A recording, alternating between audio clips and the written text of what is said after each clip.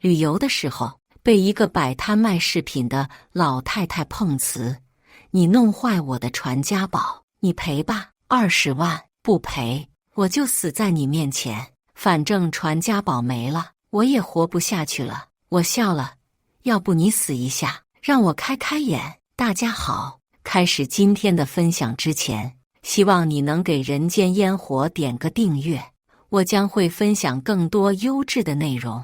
我最大的爱好是旅游，邻省的盘龙山景区最近火出圈了，我趁着周末去那里游玩，不到500公里的距离，自驾游是个不错的选择。对于我这种年纪不大、资历颇深的驴友来说，抱团是很掉价的行为。我更享受那种一个人在路上的感觉，累了就停下，欣赏沿途的风景，自由自在，不受约束。盘龙山是个自然景区，半年前被几个驴友偶然发现，拍摄视频上传网络后意外爆火，吸引了众多慕名而来的游客。据说在黎明前爬上盘龙山顶，除了欣赏日出外，还有另一个景色，那就是漫天云雾缠绕在一起，如巨龙般缠绕着整座山缓缓上升。我这次来盘龙山的目的，就是为了亲眼见证这一奇观。一下高速路口收费站，就看到了一块招牌：盘龙山自然景区欢迎您。旁边就是指路的路标，虽然路标看上去有些粗糙，像是覆盖在原来的路牌上一样，不过我没有多想，以为是新换的。现在已经是中午了，想爬山得等明天早上，今天要在这里留宿一晚的。盘龙山现在这么火，附近的农户肯定会嗅到商机，住宿、餐饮衍生出一条完整的服务商业链。按照指示牌，开车不到20分钟就进入了盘龙山地界。正值春夏交替的时节，目光所及皆是一片生机勃勃的颜色。身处这绿水青山之间，我的疲惫感也减轻了不少。作为一个新开发不久的景点，盘龙山的基础设施并不完善，水泥路面坑坑洼洼，宽度也勉强只够2辆车通过。因为来玩的游客太多，不少都是自驾出行，所以路面有些拥堵。进山之后，速度就慢了下来，几乎是龟速爬行。有不少农户拎着篮子在车流中穿行，兜售煮鸡蛋、矿泉水之类的东西。5公里的距离，硬是开了1个多小时。是来旅游的吧？堵车的时候，有人敲了敲我的车窗问道。我侧过头一看，是一个30来岁的男人，穿一身运动服，挂着一个印有工作证3个字的牌子。我点点头，因为他是景区的工作人员，是想等明天一早去看盘龙上天吧？男人又问道。啊，哦，是的。我愣了一下，才反应过来，他说的是日出时云雾环绕的奇观。跟我走吧。男人笑了笑，从车前绕过来，拉开副驾驶的门，直接坐了上来。你怎么随便上别人的车？我拉下脸来质问道。没经过允许就直接上我的车，我很反感这种没有边界感的行为。里边没有停车的地方，你在这等到天黑也进不去。看你是个女孩子，好心帮你带路，给你找个能吃能住还能停车的地方，好心当成驴肝肺，不愿意就算了。男人推开车门就要下车。不好意思，是我误会了。我这才意识到自己误会了人家的好心，连忙道歉，看着前边宛如长龙的车队，继续等下去。真不知道得等到什么时候有人愿意帮忙带路，的确再好不过。算了，我不跟小姑娘计较，从这边开下去往前走。男人关上车门，指着道路右侧的农田说道。啊，这不好吧？这是农田。我有些为难地说道。没事，这地没人种，每天都有不少车从上边走呢。放心吧，男人满不在乎地说道。我看了一眼，地里确实有车轮碾压的痕迹，于是横下心来，一打方向盘，把车开了下去。车不错呀，在地里也开得这么稳，这车得100多万吧。男人在座椅上摇晃了几下，又拍了拍操控台问道：我的车是宝马 X7 运动款，去年刚买的，整车下来得150多万。虽说比不上那些顶级越野车，但在山路土地上开还是没有问题的。呵呵，我笑了笑，没有吭声，担心说出价格会让人家觉得我在炫富。果然，换了条路之后，速度快多了。短短几分钟，我就侧面超车，穿越了堵车路段，也目睹了堵车的原因。几个兜售商品的村民和第一辆车发生了争吵，导致后上百辆车都被堵在了路上。我忽然想起了网上关于堵车的段子，被堵的车主永远都不知道堵车的原因是什么。从这边拐上去，男人提醒我，前边的道路已经畅通，自然没理由还在人家的农田里开车。我赶紧打方向，准备回到路上，结果2个前轮刚上路面，就被一个裹着头巾的妇女给拦住了。看着那个张开双臂挡在车前的女人，我心里一阵后怕。幸亏路面不比农田高多少，我只是轻踩油门，要真是个台阶或者大坡的话，一脚油门下去，连刹车都来不及。这要是撞到了人，就别想着去看什么奇观了，光是善后都够我忙的了。那个女人见车停下来后，直接走了过来，给钱。女人面无表情地把手伸到了车窗前。什么钱？我被弄糊涂了，难道是卖东西的？可我没买她的东西啊！装什么傻？你开车从我地里过，压坏了庄稼，不得赔钱啊！女人瞬间提高了音调，一手叉着腰，一手指着我叫唤起来：这田里连根草都没有，哪来的庄稼？这是碰见讹钱的了。我转头看向副驾驶，刚才可是他跟我说没事的，真是他家的地，去外地打工好几年了，怎么突然回来了？要不你就给他赔点钱吧。男人装模作样的看了车外的女人一眼，小声对我说道：要多少？我拿起手机准备赔钱，谁让我确实开车压了人家的地呢？只能自认倒霉了。300，见我肯赔钱。女人得意地竖起了3根手指。300，你怎么不去抢？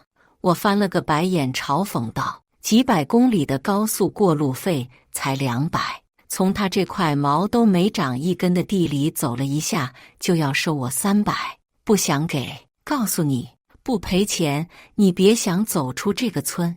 女人见我不拿钱，抠住后视镜就要往下掰。行，惹不起你，我给，扫码吧。我恨恨地说着，打开手机支付码。在这里，人家才是地头蛇，真的闹起来，吃亏的只能是我。没手机，只收现金。女人把我的手机推了回来，可她手里明明就握着手机。我明白了，用手机支付会留下证据，这是担心我事后去告她。我没有再跟她多废话，从包里拿出300块现金，拍在女人手上。穷山恶水出刁民，把车开上路面后，看着后视镜里女人数钱的样子，我忍不住吐槽了一句，眼角余光瞥到副驾驶男人的脸，瞬间拉了下来。再往前开200米左右，然后往右拐。片刻之后，男人伸手向前指了指，继续指挥我。我把车停在了路边，下去吧，不用你带路了。我面无表情地看着他说道。我现在严重怀疑这个男人跟刚才那个女人是串通好的。路上堵了那么多车，他为什么偏偏就找上了我？还不是因为我的车好，因为车上只有我一个人，别的车都在路上等着。他为什么要忽悠我从农田绕过去，还保证不会有事？结果一走就碰到要赔偿的人了。要说这里面没猫腻，傻子都不信。无所谓，你把费用结一下。男人抬手做了个点钱的手势。什么费用？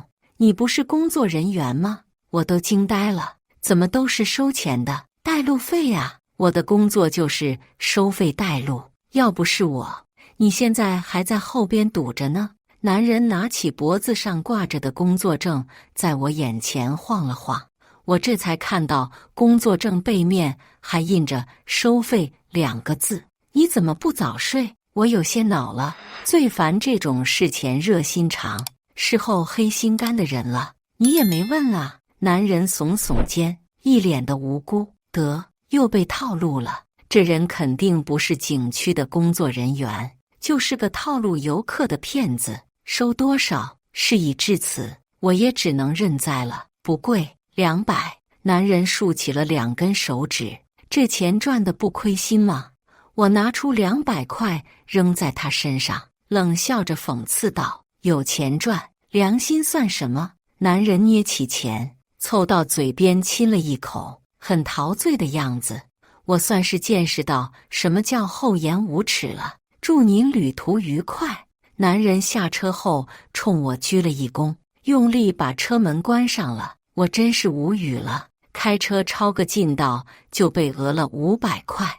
本来开开心心出门旅游，没想到会遇到这种事，我的心情低落了不少。好在也没多少钱，就当是丢了。我强行安慰自己，沿着这条路一直往前开，很快就进入盘龙山脚下的村落秦垦村。这村名倒是挺朴实的，道路两旁低矮的房屋，破落的院墙，处处都透露出这里曾经是个很艰苦的地方。如果没有盘龙山的爆火，这里恐怕还会一直贫穷下去。不过现在不一样了，几乎每家每户的门口都立起了招牌：富贵宾馆、二狗招待所、春花大饭店。每家的院墙外边都被铲平，用石灰画上线，充当停车场。的确如我所分析的那样，这里的村民已经抓住了商机。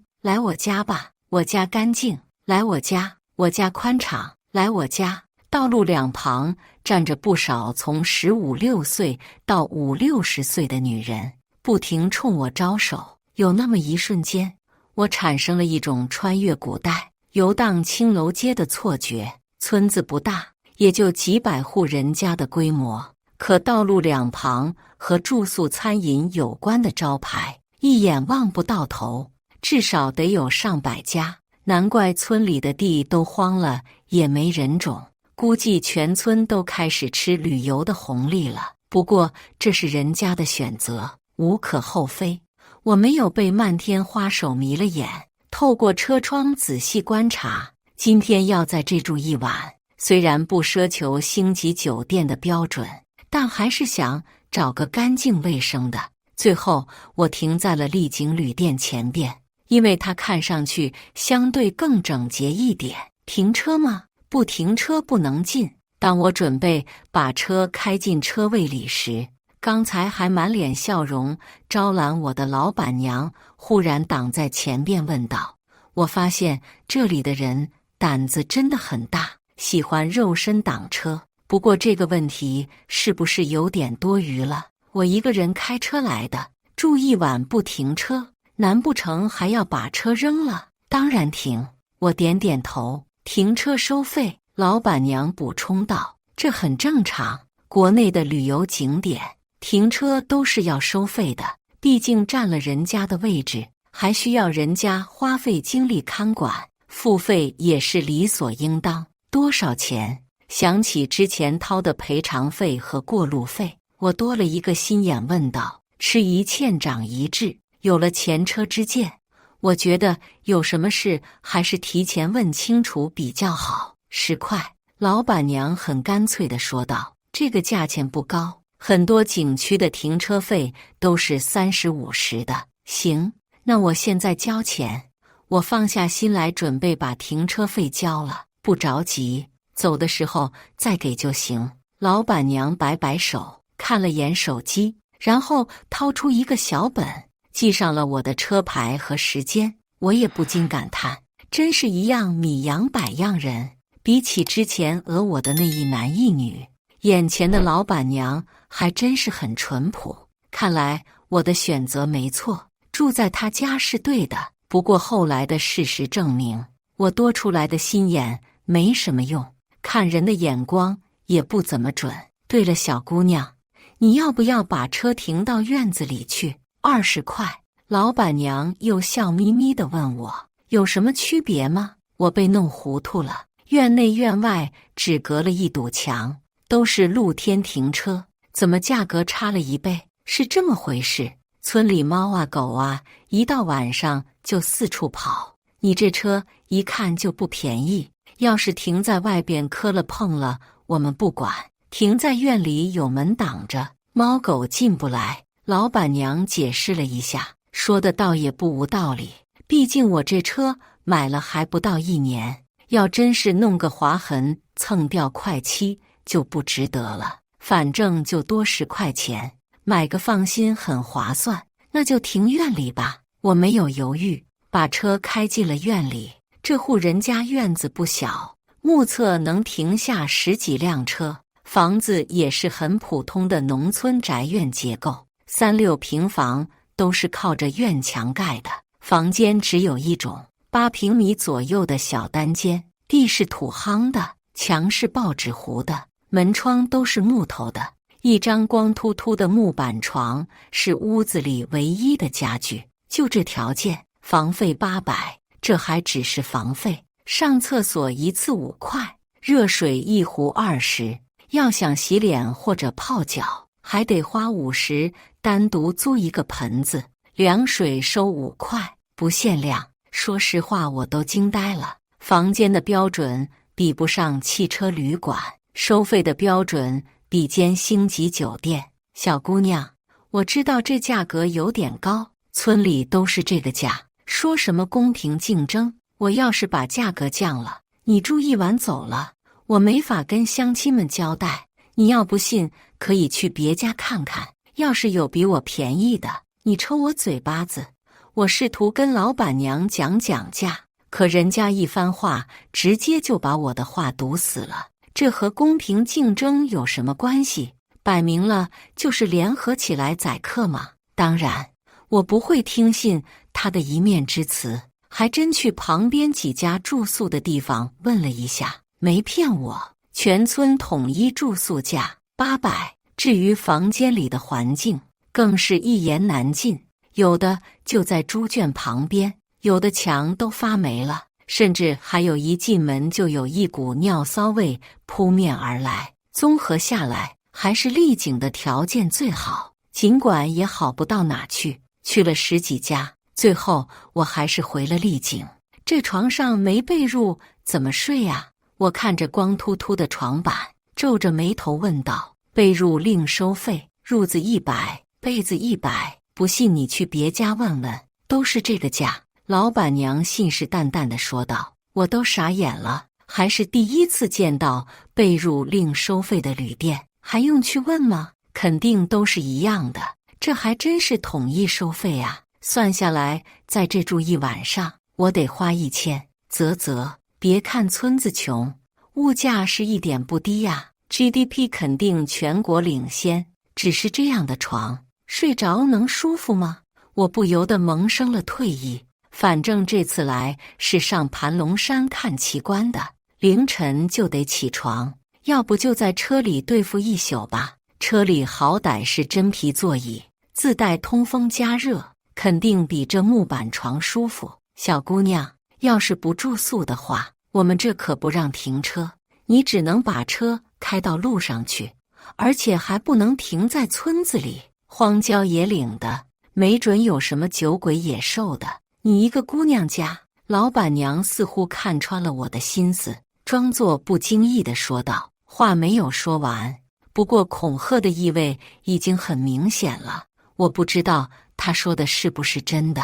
同样，我也不能断定他说的是假的。为了安全起见，我只能当这个冤大头。接下来就是交钱拿钥匙，800的房费加200的被褥，还有300的押金。对这个押金我很不理解，就房间里那条件，我是能把床压塌了，还是能把墙撞倒了？交完钱，老板娘抱来了被褥，好家伙，褥子还没有1公分厚，背面都起球了。市里杂货店50块一套的东西，在这里1晚的租金200，真是生财有道啊！最无语的是，上面一块块发黄的污渍，我都不知道这到底是没洗干净，还是压根没洗过。勉为其难将就吧。好在我每次出门都带着一次性床上用品。收拾完床铺，眼看到傍晚了，我打算去吃点东西。相比起住宿的地方，这里的餐饮店并不多，找了一家还算干净的饭馆走了进去。身兼多职的老板娘立刻拉开一把椅子让我坐下。想吃点什么？我家是盘龙山最正宗最地道的农家菜。老板娘说着把菜单摆在我面前，手写的菜单，字迹虽然有些歪歪扭扭，不过勉强能认出来。1份辣子鸡，1碗米饭。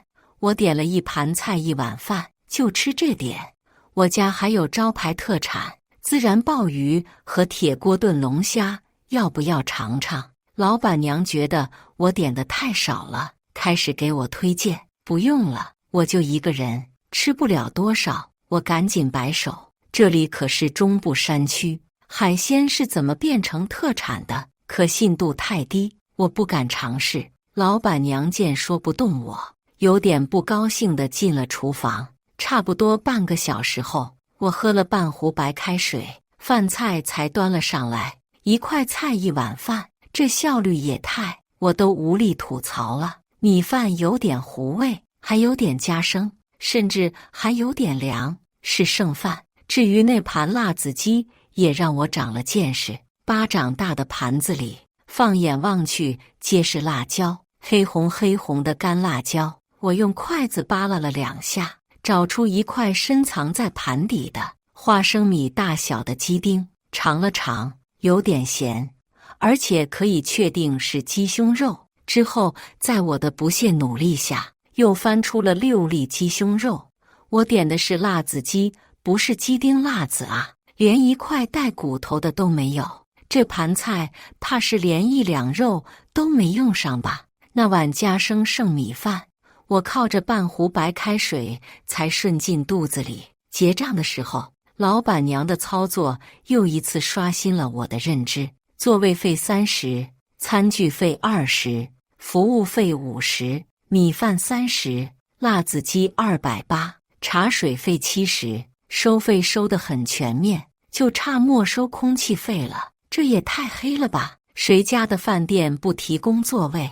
你这餐具也不是一次性的。再说，你服务了吗？饭菜我就不说了，这茶水费又是哪来的？我可没喝茶呀！看着账单，我都要炸了。谁黑了？你可别瞎说呀！这都是明码标价的。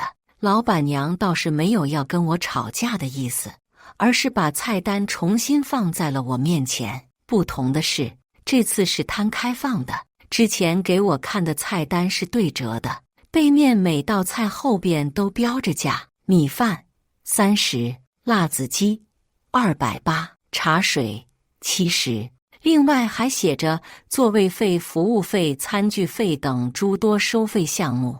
我特意看了看老板娘给我推荐的招牌菜，好家伙，孜然鲍鱼1800，铁锅炖龙虾2800，幸好我没点。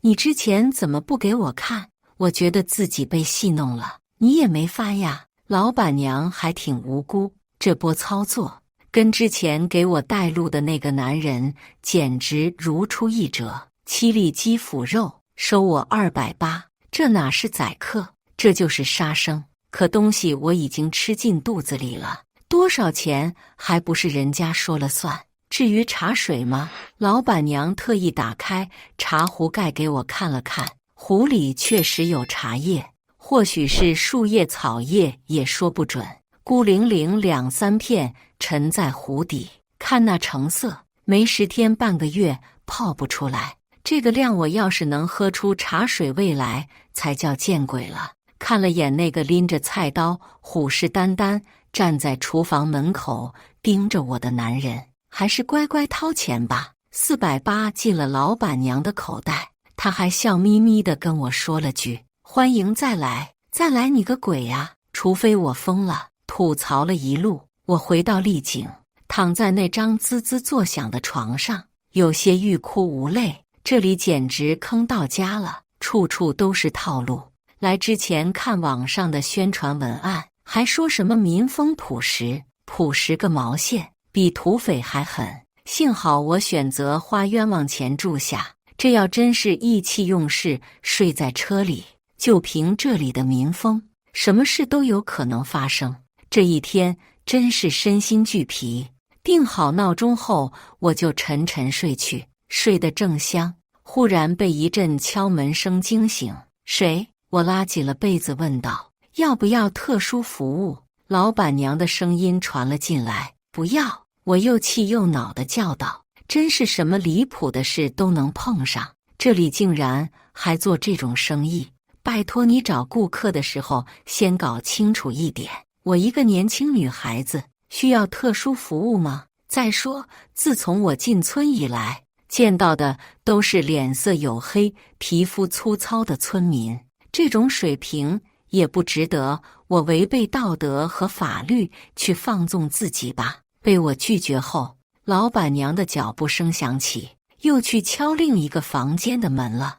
我实在怀疑她能谈成生意吗？当然也不排除有个别人吃惯了细粮，想尝尝粗糠。不过依着这里的风气，粗糠噎不噎嗓子我不知道，但肯定费钱包。凌晨3点，我准时起床，准备出发去爬山。刚一出房门，老板娘已经在院子里等着了。起得倒是够早的，去爬山呀？要不要导游？500一个。老板娘立刻凑过来推销。不要，我赶紧摇头。这收费比5岳名山还高，而且谁知道有没有什么附加消费？我毫不怀疑这里的人能干出这样的事来。那要不要坐车？我们村里有专车送到上山路口，你自己开车去肯定不行，那没有停车的地方。别看这盘龙山就在眼前，可山路18弯，走着去至少得2个小时才能到。推销导游不成，老板娘又推出了专车送达服务，这倒是让我有点心动。要是步行2个小时才能到山脚下的话，怕是来不及看日出了。能坐车去当然是最好，不过村子里的消费太高，我很担心会不会又被宰一顿。坐车要多少钱？我小心翼翼地问道。不贵，50。老板娘笑吟吟地说道。相比起被褥租金都要200块的收费，实在是太便宜了，便宜到令我有点不敢相信。就50，不会还有什么其他收费项目吧？别等到了地方又跟我要什么油钱、服务费之类的。为了稳妥起见，我还是决定问清楚，毕竟昨晚吃的那顿饭可是给我上了生动的一课。就50，多收1分钱，我10倍赔你。老板娘拍着胸脯保证，我这才放心，给老板娘付钱，然后被带到路边等专车到来。跟我一起等车的还有一位大哥，我俩就聊了几句，或者说是在吐槽，话题就一个，这地方太黑了。这位大哥昨晚去吃饭点了一只烤野兔，结果端上来的兔子只有巴掌大小，他根据耳朵和尾巴判断饭馆给他上的是老鼠。极度恶心和愤怒之下，他摔了碗要老板给他说话，结果说法没等到，却等来了5、6个从后院冲进来的年轻人，手里不是拎着斧子就木棒。最后他不光掏了800的菜钱，还赔了200的碗钱。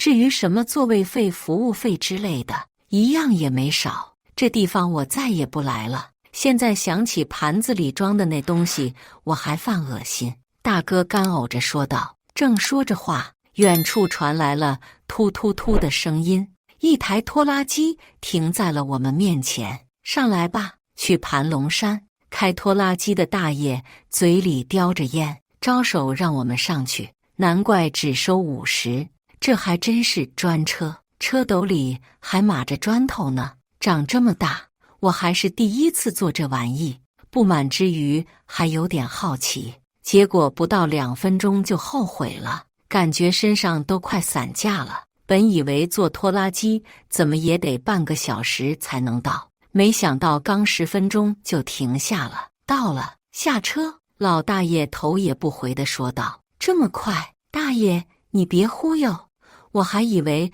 这是要把我们扔在半路上。连忙说道。可话说到一半，我就停下了。前方30米处就是一个偌大的停车场，在灯光的照映下，牌子上的大字清晰可见：盘龙山景区停车场。旅馆的老板娘不是说这里没有停车的地方吗？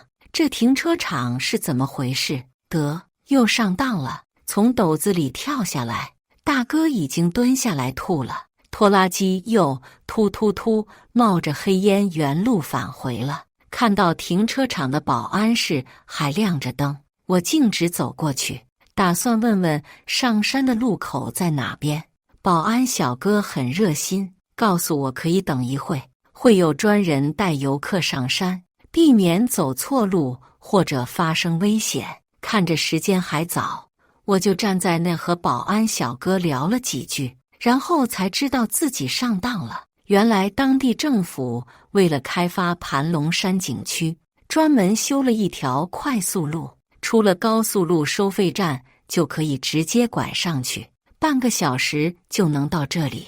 这半年来游客火爆，盘龙山成了打卡圣地。于是最近的秦垦村就动起了歪脑筋，他们专门制作了假路线牌，装在高速路口，诱导游客进入他们村庄，然后以高价住宿、高价餐饮等方式牟利。4点半，有穿着马甲、举着小旗子的工作人员带领游客开始登山。差不多1个小时后，终于登上了山顶。放眼望去，远处的天边已经露出了鱼肚白，朝阳缓缓升起，视野越来越开阔了。快看，盘龙！有游客惊呼起来。我朝山脚下看去，果然雾气开始翻腾，一圈一圈地围绕着整座山上升。等升到了山顶，又和云彩缠绕在一起，如同一条活生生的巨龙，朝着太阳飞去，最后在阳光的照耀下缓缓消散，仿佛融入了天上世界一般。我连忙举起手机，记录这震人心魄的一幕。这一趟没白来，大自然的馈赠永远都是无私的。坏掉的是人心。神龙虽然已经消散，可盘龙山上还有数不胜数的美景。我开始四处转悠，时不时停下来拍几张照片。毕竟旅游不拍照等于没旅游。时间一晃来到了上午9点，山上的人也越来越多，除了游客外，还有不少来山上卖东西的当地人，面包、鸡蛋、矿泉水、啤酒、瓜子、火腿肠。不过这些东西我可不敢买，我觉得这些人能把一根火腿肠卖出一整条火腿的价格，而且跟我有同样想法的游客应该不少，几乎没人从这些商贩手里买东西。我站在一棵榕树下准备来张自拍的时候，从旁边突然伸出一只手挡住了手机镜头，不许拍照。一个满嘴大黄牙的中年男人很不客气地说道，然后指了指自己胸前的牌子，他脖子上挂着块硬纸板，上边写着禁止拍照4个字。谁规定的？我不悦地问道。据我所知，国内禁止拍照的景点只有2-3个地方，没有一个是自然景区，我规定的。男人竖起大拇指，指了指自己，眼神凶巴巴的。开什么玩笑？这里是自然景区，归国家所有，凭什么要你来规定？我都气笑了。这人怕不是神经病吧？我是本地人，盘龙山也有我一份。你要敢拍照，信不信砸了你手机？男人举起拳头吓唬我。得，惹不起你，我不拍了。看对方5大3粗的样子，我果断选择妥协。我可不想为了一张照片惹上麻烦。那你要不要拍照？见我准备离开，男人又凑过来问道：“你什么意思？”我都被绕糊涂了。我想拍他不让拍，我不拍了，他又问我要不要拍。你的手机不能拍，但我的可以，1张20。男人说着，从兜里掏出了手机。告诉我他可以用手机给我拍照，然后再传到我的手机里。各个景区里都有给游客拍照的摄影师，1张照片10块20的，愿意拍就拍，而且是现场打印照片。游客不想花钱拍，人家也不会阻拦游客用手机自拍。最重要的是，人家至少会背个长镜头的单反相机。像这种拿着手机就冒充摄影师的，我还真是头一回见。尤其是他拿的手机，还是我上初中时用的那款，像素低得可怜，拍出来的照片一放大，就像打满了马赛克。不用了，你去找别人吧。我赶紧闪人。眼看快到中午了，我准备下山，然后回家。这盘龙山，我是不会再来第2次了。景色确实不错，但体验感太差。一路上又碰到不少胸前挂着禁止拍照牌子的人，我也是服了。这里的人为了钱，真是什么招都能想得出来。山路两旁摆满了地摊，乱七八糟卖什么的都有。我对这些东西不感兴趣，一心只想赶紧下山。走到半山腰的时候，一个孤独的身影引起了我的注意，是一个老太太，瘦弱苍老，抱着膝盖蹲在地上，看着来来往往的行人。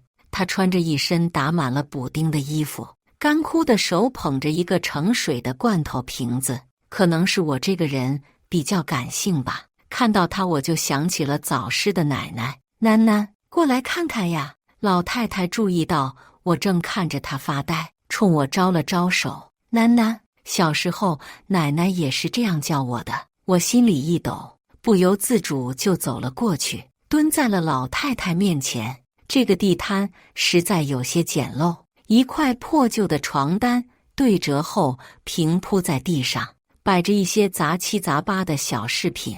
囡囡，有没有喜欢的？买一个吧，5块钱，不买也没事，看看也行。老太太冲我笑了笑，嘴里也没有几颗牙了。本来我心里还是有警惕的，这个地方的人给我的印象太差了。可看到老太太那慈祥的一笑，让我打消了防备。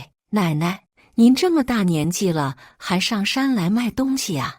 我拿起一枚戒指，随口问道。没办法，老伴生了病，儿子媳妇也不管我们，不挣钱，我们老两口都得饿死。老太太说着，抬手擦了擦眼角的泪水。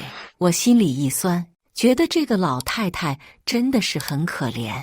这些东西挺好看的，我都要了。您算算多少钱？早点回去歇着吧。犹豫了片刻后，我决定帮这个老太太，把这个地摊上的小饰品全包了，也算是我力所能及做一件善事吧。尽管这些东西对我没有任何用处，买回去后大概率也是丢掉。不用，这可使不得。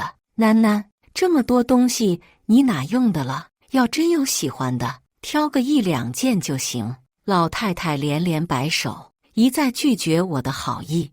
我觉得有股暖流从心头涌过。从昨天下午开始，这里的人就没给我留下过好印象，贪婪、阴险、蛮不讲理。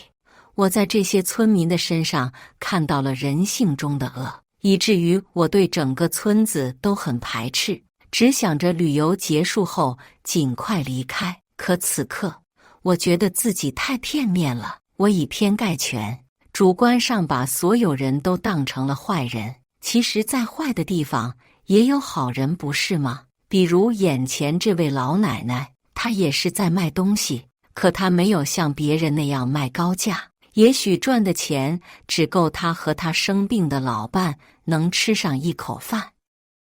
明明我已经表示可以把所有的东西都买下来，可她还是拒绝了，因为她在为我考虑，她认为我用不了这些东西。这不是善是什么？尤其是在那些为了钱不择手段的村民们的衬托下，老奶奶瘦弱的身体却显得无比高大。在我心中，她也愈发慈祥可爱起来。没关系的，老奶奶，我朋友多，买回去一人送个1-2件，我还担心不够呢。我的眼睛有些发涩，编了个理由说道：这些东西其实没多少钱，全买下来也就几百块，不过能让这位老奶奶轻松1天，甚至开心几天，我认为值得。囡囡，别看我岁数大了，我还不糊涂。我知道你是好心想帮我，真的用不着。你挣钱也不容易，你是个好孩子，心意我领了。能在这陪我说说话，我已经很高兴了。老奶奶握着我的手拍了拍，但还是拒绝了我。我的眼泪一下子就流了出来，有点控制不住自己的情绪了。一路过来，被人骗，被人坑，被人套路，突然出现了一个真心实意为我着想的老奶奶，那种感觉真的很难让人不动容。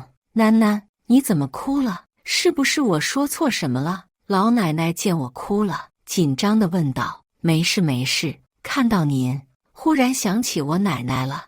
我拿出纸巾擦掉眼泪，冲老奶奶笑了笑。真是个好孩子啊！我儿子要是有你一半的孝心，我们老两口也不至于。老奶奶也哽咽起来。在我的坚持下，我买了10几个小饰品。老奶奶没有手机，于是我拿出了1000块现金塞进她手里。太多了太多了，这可使不得。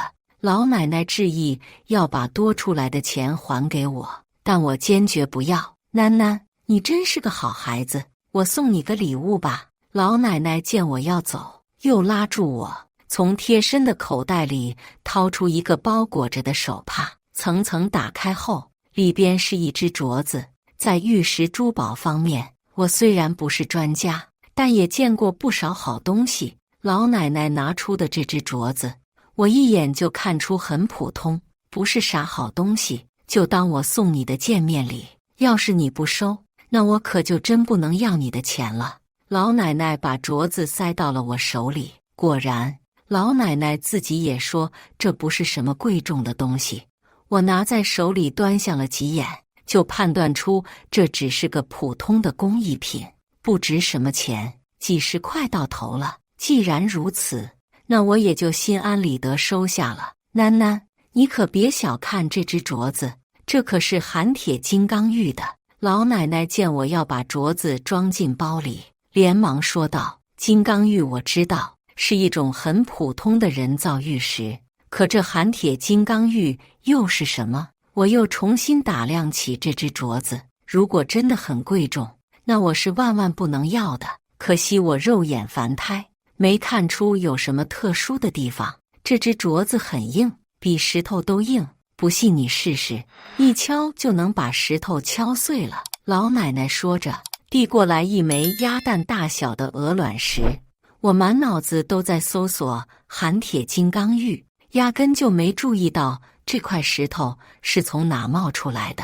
下意识接过来，跟镯子碰了碰，石头也没碎，不过声音挺脆的，就是那种啤酒瓶子磕在地上的声音。使劲敲，没事。老奶奶在一旁提醒我，我没有多想，用力一碰，碎了。碎的是镯子，不是含铁金刚玉吗？就这么脆。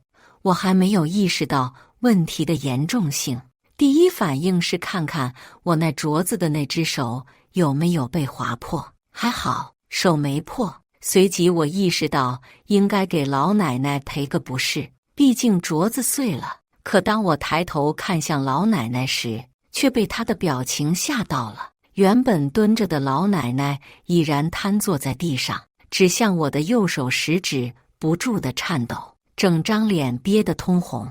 那种状态看上去就好像是心脏病发作了一样。天杀的，你赔我的宝贝啊！老奶奶突然哭嚎起来，我瞬间就呆住了，大脑一片空白。这反转来的猝不及防，我甚至都没有反应过来发生了什么，就那么呆呆地蹲在那里，仰头看着已经从地上站起来，跳着脚不断指责我的老奶奶。什么和蔼，什么慈祥，此刻在她脸上完全看不到，只剩下一张悲愤交加，恨不得要生吞了我的嘴脸。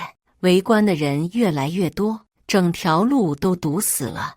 我好像意识到了什么，可我不敢相信，直到一记响亮的耳光抽在我脸上，我才从浑浑噩噩的状态中清醒过来。就是他在我这买了2个戒指，还想要我的镯子。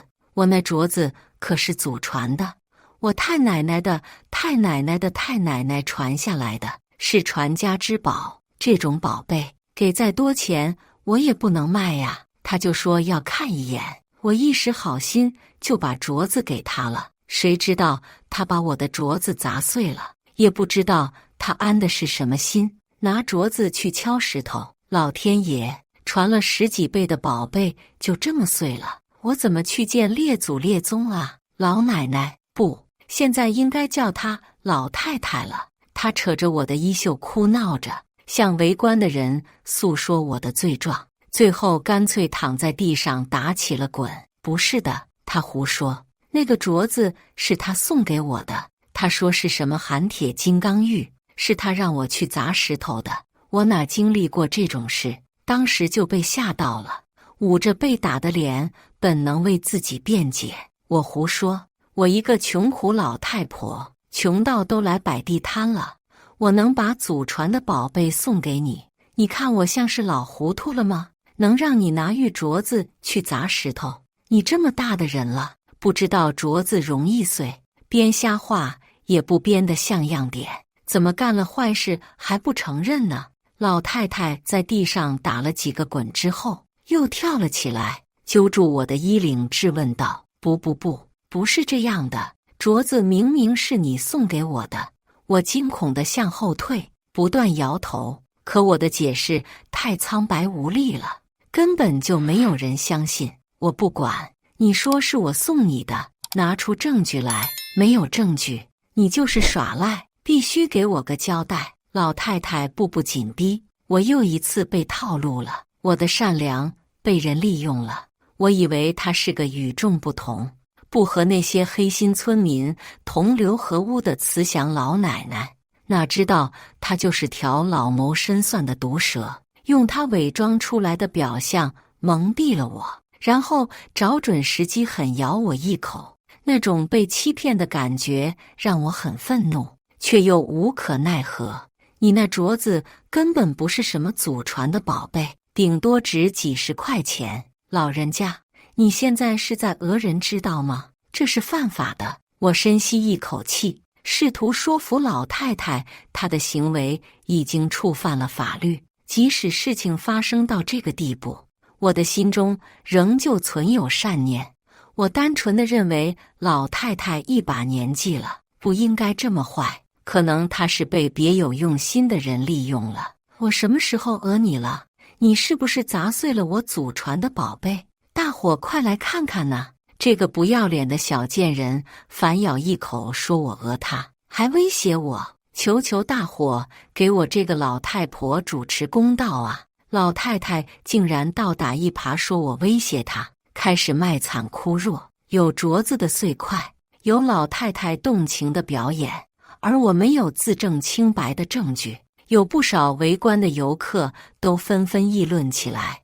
我觉得这个小姑娘应该不是故意的，不管是不是故意的，镯子也是她弄碎的，估计是没拿稳掉地上了。现在知道是人家祖传的，害怕了。害怕有用吗？他是成年人，应该为自己的行为负责任，弄坏了就该赔，天经地义。可能是怕赔不起才耍赖的，不至于吧？看他的穿着打扮，条件应该不会差。你懂什么？现在的女孩宁可不吃不喝，也要穿好打扮好。各种各样的声音传入我的耳朵，我想要报警，可手机却被老太太一把抢过去，装进兜里。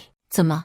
气急败坏，想要叫同伙来欺负我这个老太太？老太太说的那叫一个理直气壮，真是欲加之罪，何患无辞。抢走我的手机还成了她自保的行为了。趁我一愣神的功夫，老太太手疾眼快扯下了我挂在胸前的单肩包，拉开拉链，把里边的东西都倒了出来，纸巾、水杯、充电宝、钱包撒了一地。老太太一脚踩在钱包上边，弯腰从地上拿起了一个塑料袋，袋子里边装的是我之前从她这买的饰品。老太太把袋子捧在手上，又开始哭嚎起来：天杀的，大伙快来看看，这小丫头就在我这买了2个戒指，这些手链、脚链和挂坠她可没买，这都是她趁我不注意偷的。我辛辛苦苦摆摊卖东西，挣点吃饭钱，你怎么好意思偷我呢？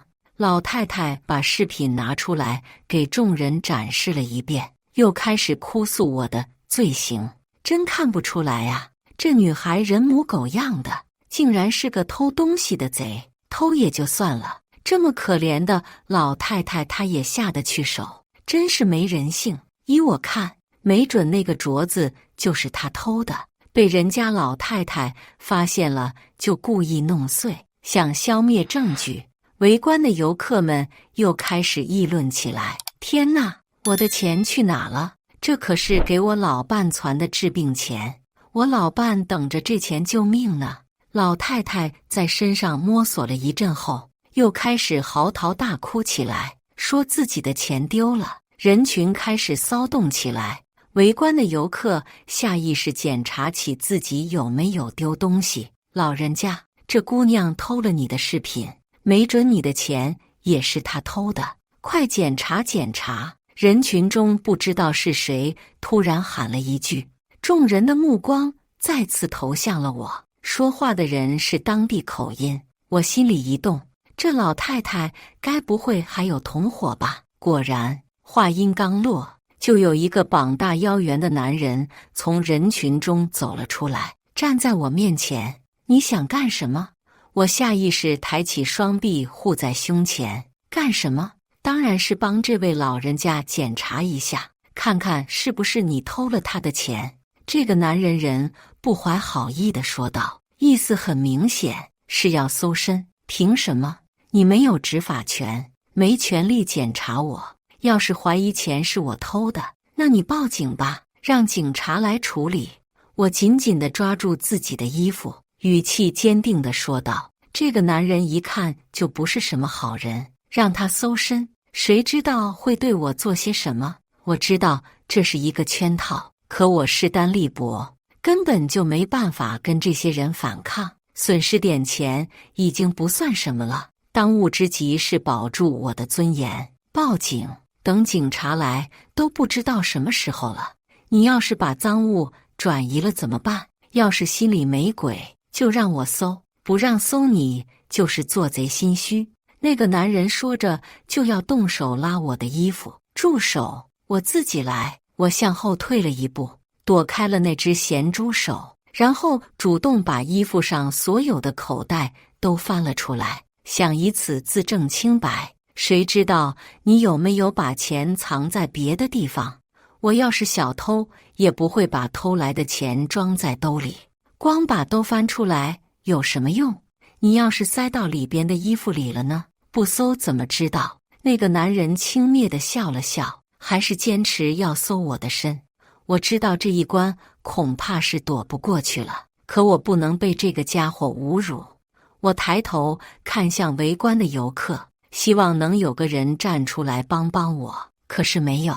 这些人看我的眼神有戒备，有鄙视，有嘲笑，就是没有同情。搜身可以，但男女授受不亲，要搜也是女的来搜。你要是敢碰我，我就告你耍流氓，咱们不死不休。你图什么？我心里清楚。你确定要闹到那种局面吗？我直勾勾盯着那个要搜我身的男人的眼睛，咬着牙说道。大概是我的话起了作用，那个男人摸了摸鼻子，最终还是后退了2步。行，我不搜你，免得你说我耍流氓。你找个女的来搜吧。男人故作大度地说道，然后站到了老太太身边。哪位女士好心来帮我检查一下，看我身上到底有没有藏钱？我向在场的所有女性说道。老太太也是女人，可我不敢让她搜我的身，我害怕她会把钱塞进我的衣服里，坐实我偷她钱的罪名。我只能求助别人，可是没有人动。他们愿意怀疑我，愿意鄙视我，甚至愿意讽刺议论我，但他们不想牵扯进来，他们只是来游玩的，看看热闹就可以了，不想给自己惹麻烦。我能理解他们，这不过自我保护意识下的本能反应而已。只是我还是感到有些悲哀。我来。就在我放弃希望的时候，有一个女人站了出来，我的心沉了下去，因为这个戴着头巾的女人我认识。昨天就是她在路边要了我300块的赔偿，她和这个老太太极有可能就是一伙的。这究竟是一个阴谋，还是一个圈套？我不知道，我只知道自己已经陷进去了，还是爬不上来的那种。我能拒绝她搜我的身吗？不能。找个女人给我搜身是我自己提出来的，如果我现在反悔，只能让别人觉得我心虚，没准那个不怀好意的男人会以此为借口，强行对我动手动脚。女人站在我面前时，我清楚地看到了她眼中的得意之色。你把手伸出来，我提出了自己的要求。女人把双手伸了出来，有些粗糙，有些脏。你把袖子卷起来，我继续提要求。既然无法拒绝，那我只能尽可能保证自己不被陷害。你怎么这么多事？女人有点不乐意了。就把袖子撸起来吧，它又不会咬人。人群中有个人忽然说道。我不知道那人是不是猜到了我的想法在帮我，还是单纯的起哄。总之我很感激，真麻烦。女人尽管有些不情愿，但还是把袖子撸了起来。当她的手触碰到我身体的那一刻，一股强烈的屈辱感扑面而来。我委屈到想哭，却又不甘心在这些人面前流泪。我只能倔强地仰起头，努力不让泪水流下来。人群中，我忽然看到了一个熟悉的身影，是昨晚和我一起坐搭专车的那位大哥。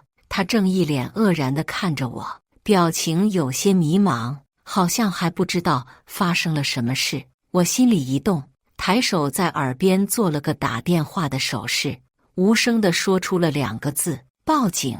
那个大哥先是一愣，反应过来后缓缓点头，从人群里退了出去。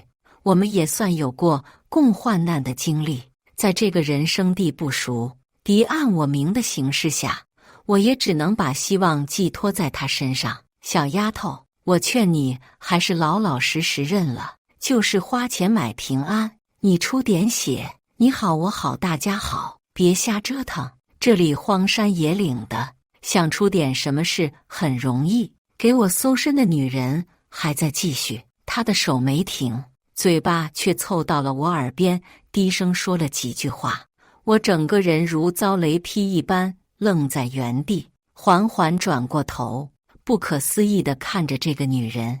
我知道这些人不怀好意，可他们已经猖狂到都不做掩饰了吗？如此明目张胆地威胁我，甚至没有一丝顾虑。可恨，但更可怕，他身上没有钱，就在我纠结要不要花钱买平安的时候，女人后退了2步，大声说道。我看着她转身离开的背影，精神有些恍惚。站出来搜身并不是她的目的，她是来跟我说那几句话的。我身上没有搜到钱，众人又把目光投向了老太太身上，没有，会不会藏到别的地方了呢？老太太没说话，一直站在她身旁的那个男人却意有所指地插了句嘴。然后我注意到老太太不动声色地后退了一步，原本被她踩在脚下的钱包也露了出来。从她把我包里的东西倒出来后，这个钱包就一直被她踩在脚下，估计也是怕现场人多手杂，被别人顺手牵羊了。现在把钱包暴露出来，我大概也猜到她想干什么了，应该是觉得时机到了，想把我钱包里的钱据为己有。毕竟之前我给他拿钱的时候，他可是清清楚楚看到我的钱包里还有钱的。咦，这是什么？那个男人很配合地低头看了一眼，然后发出一声惊呼，随即弯腰把我的钱包捡了起来。是这个小丫头的钱包，可能是刚才从她包里掉出来的。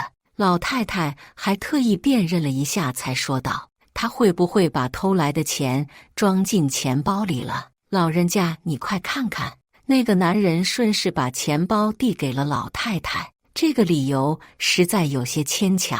钱包就是用来装钱的，总不能里边有钱就说是我偷的吧？现在的年轻人谁还在身上带现金，都用手机支付了。男人也意识到了这一点，又连忙补充了一句：“可惜实在缺乏说服力。现在手机支付确实是主流，可总有手机支付不了的地方，所以大多数人出门都会多多少少带点现金在身上，以备不时之需。”有不少围观的游客已经开始撇嘴了，显然是不认可那个男人的话。可这些碰瓷我的人，他们的目的就是为了钱，根本会在乎别人怎么想，说几句冠冕堂皇的话不过是做戏罢了。老太太接过钱包打开，露出了一沓现金。真是我的钱啊，天杀的，救命钱你也偷！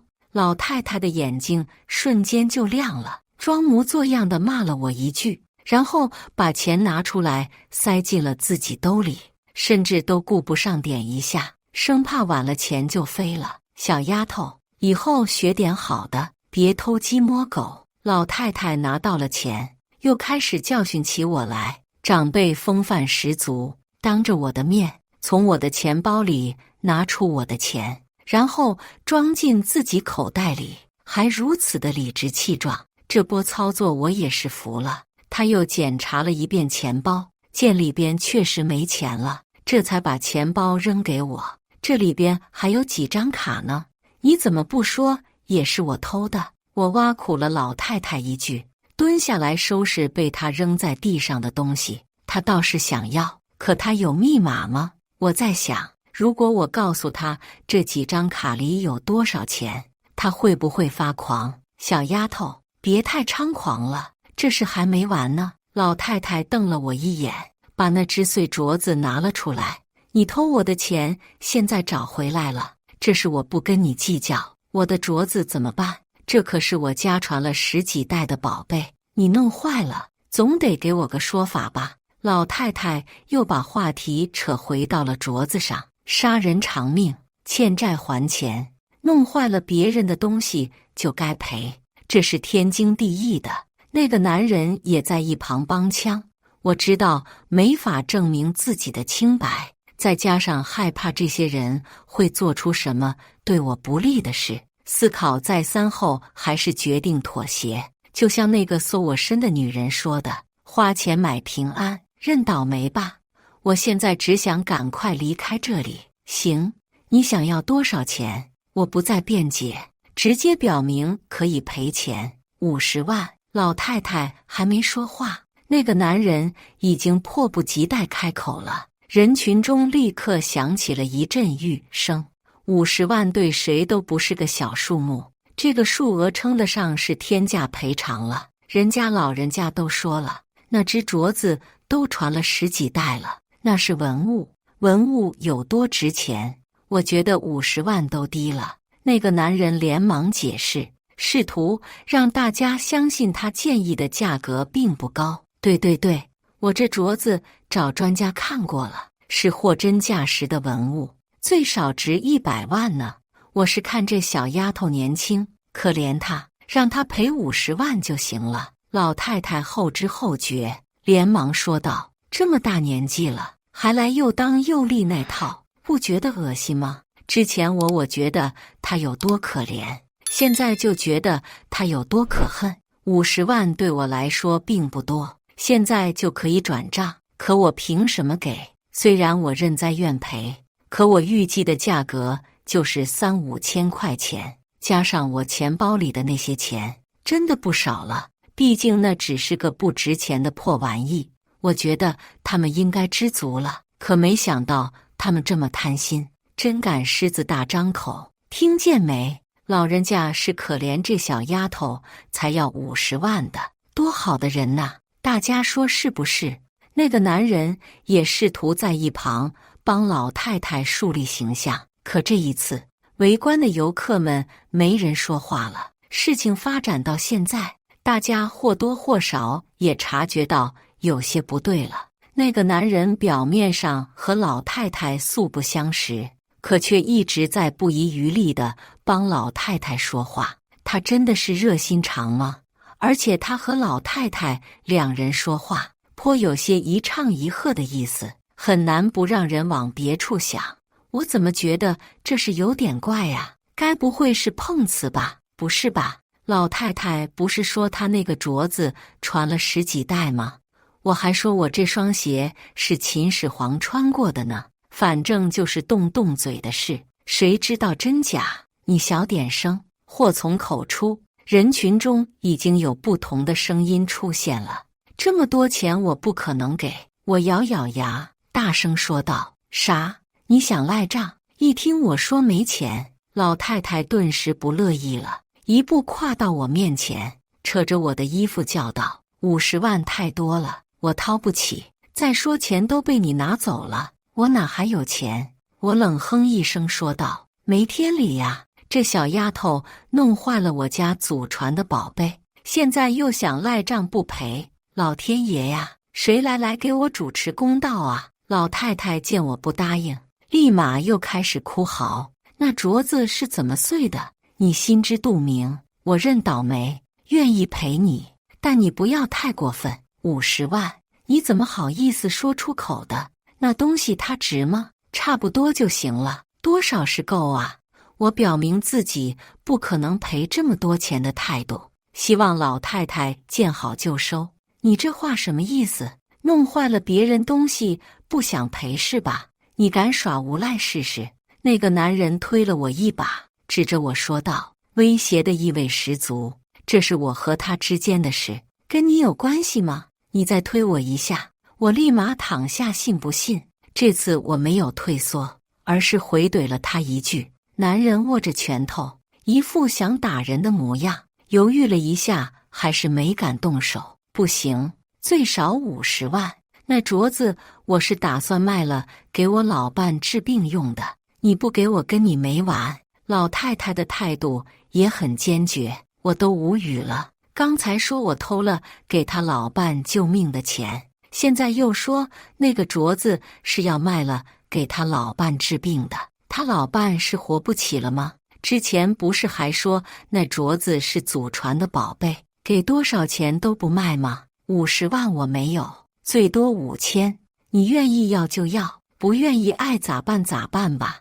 我直接就把话说死了，别听他胡说，他有钱。昨天他去村里开的那辆车都100多万呢，50万他肯定能掏得起。又有人站了出来，我一看说话的人，这不是昨天收了我200块带路费的那个家伙吗？还真是人生何处不相逢啊！你不去给人带路，来这干嘛？不挣那210次的带路费了？我故意挖苦他，你管得着吗？那人白了我一眼，走到老太太身边，先清了清嗓子：“大娘，你放心，咱们全村人都是你的后盾，不用害怕。弄坏了东西就得让他赔，你要多少他就得赔多少，少一分都不行。他要是敢耍无赖，试试能不能走出秦垦村。”那人扫了围观游客们一眼，最后盯着我说道：“很明显，他是来给老太太站台的，甚至还搬出了整个村子，欺骗、碰瓷、威胁。秦垦村的套路我都见识过了，甚至说有些麻木了。可这些人的出现，却让我有种如芒在背的感觉。先是那个主持正义要搜我身的男人，然后是那个讹了我300赔偿的女人，现在又冒出了这个代表全村的家伙。他们相互之间肯定是认识的，却都装作素不相识的样子。不是说他们不能来盘龙山，只是他们的出现未免太巧合了一点。我有种怀疑，难道从昨天我开车进村的时候就被盯上了？所以这个老太太就是专门给我设计好的一个陷阱。现在回想起来，我和老太太接触的过程中疑点颇多，她好像一直都在引导我，哭惨示弱，博取我的同情，让我放松警惕。尤其是砸镯子那段，递镯子递石头，还一再鼓励我使劲砸。可这有些说不通啊，他们怎么就知道我一定会跟这个老太太接触？如果我不去老太太的地摊前，那这个计划岂不是就落空了？当然，不排除还有另一种可能，就是他们还有备用方案，计划用不上，还有 B 计划、C 计划。总之，在我彻底离开这里之前，一定会看似合理的发生一点意外，让我麻烦缠身。如果真是这样，那已经不是简单的碰瓷了，而是针对我进行了一场布局，只因为他们断定我是个有钱人。这太可怕了，我不敢再往深处想了。我知道，如果现在表现出愿意妥协的态度，那我真的有可能走不出秦垦村了。恶人最喜欢欺负的就是好人，因为操作容易，风险低。贪婪的人是没有底线的，拿了50万，还想要500万，直到吃光我的肉，喝干我的血，你把谁搬出来都没用。这个钱我不可能给，想要赔偿可以，咱们走法律途径解决。这个老太太刚才说她的镯子是经过专家鉴定的文物，那么请拿出鉴定书来，咱们找专业的鉴定机构鉴定。如果真值那个价，别说50万，500万我也赔。我斩钉截铁地说道，身后就是万丈深渊，我不能再退了。同时，我也在暗暗祈祷，希望那位收到我暗示的大哥能领会我的意图，帮我报警。当然，我也不能把赌注都压在他一个人身上，万一他没理解我的意思呢？万一中途出了什么意外呢？我还是得想办法自救，报警是唯一的选择。给我！我黑着脸冲他伸手，要手机干什么？想打电话找同伙欺负我这个老太婆吗？老太太直接把手机塞进兜里。拜托，到底是谁欺负谁呀？你不是想让我赔钱吗？我打电话联系家里人给我转账，无奈之下，我只好使出了缓兵之计。那你先把字据签了再打电话。老太太不是一般的狡猾，根本不上我的当，甚至还拿出了一份自愿赔偿的协议让我签字，连赔偿书都准备好了，还真是准备充足啊。可这字我不能签，虽说法律规定在被胁迫的情况下，签署的协议可以视为无效，但现在这情况，将来我根本没办法证明自己是被胁迫的。一纸协议看起来简单，没准会给我带来更大的麻烦，因为我已经彻底对这里的人失去了信任。谁知道他们会不会在协议上耍花招？哪位的手机借我用一下，我打个电话就行。没办法，我只能求助那些游客。现场的人早已经看出不对了，尤其是他们得知我开的车都值100多万的时候，就已经有人开始议论我是被算计了。毕竟能开得起这么贵的车，不至于去偷人家的几千块钱吧。于是就有几位男士拿出手机想要借给我，谁敢把手机借给他，谁就是我们秦垦村的敌人。想当英雄，先掂掂自己的斤两。昨天给我带路那个男人突然暴喝一声，然后捡起一块石头砸在了一个想把手机递给我的人脚下，这就是赤裸裸的威胁了。的确，英雄救美也是要讲实力的。那位男士犹豫了一下，最终还是退了回去。有些胆小的游客开始离开，却还有更多不知情的游客加入进来。现场的人越来越多，要么赔钱，要么签字，你自己选。那个男人似乎很享受这种镇住全场的感觉，开始给我下达最后通牒，要么按我说的做，要么一分没有。我双臂环胸站在那，坚决地表明了我的态度，赔钱可以，走法律途径。我赌他们不敢在这些游客面前把我怎么样。果然，那个男人被我将了一军，反倒不知该怎么办了，站在那有些手足无措。就在这时候，老太太突然做出了一个出人意料的举动，她扑通一下跪在我的面前，不停地磕头，求求你，行行好，把钱给我吧，我老伴等着救命呢。我一把年纪了，挣钱不容易，你别为难我，你不能这样啊，把我的宝贝还给我，不然我就死在你面前。我愣住了，这说的都是什么乱七八糟的？前言不搭后语，不是让我赔钱吗？怎么又说起宝贝了？连着磕了10几个头之后，老太太不知从哪摸出一把剪刀，对准了自己的脖子呀！人群中发出一阵惊呼，谁都没料到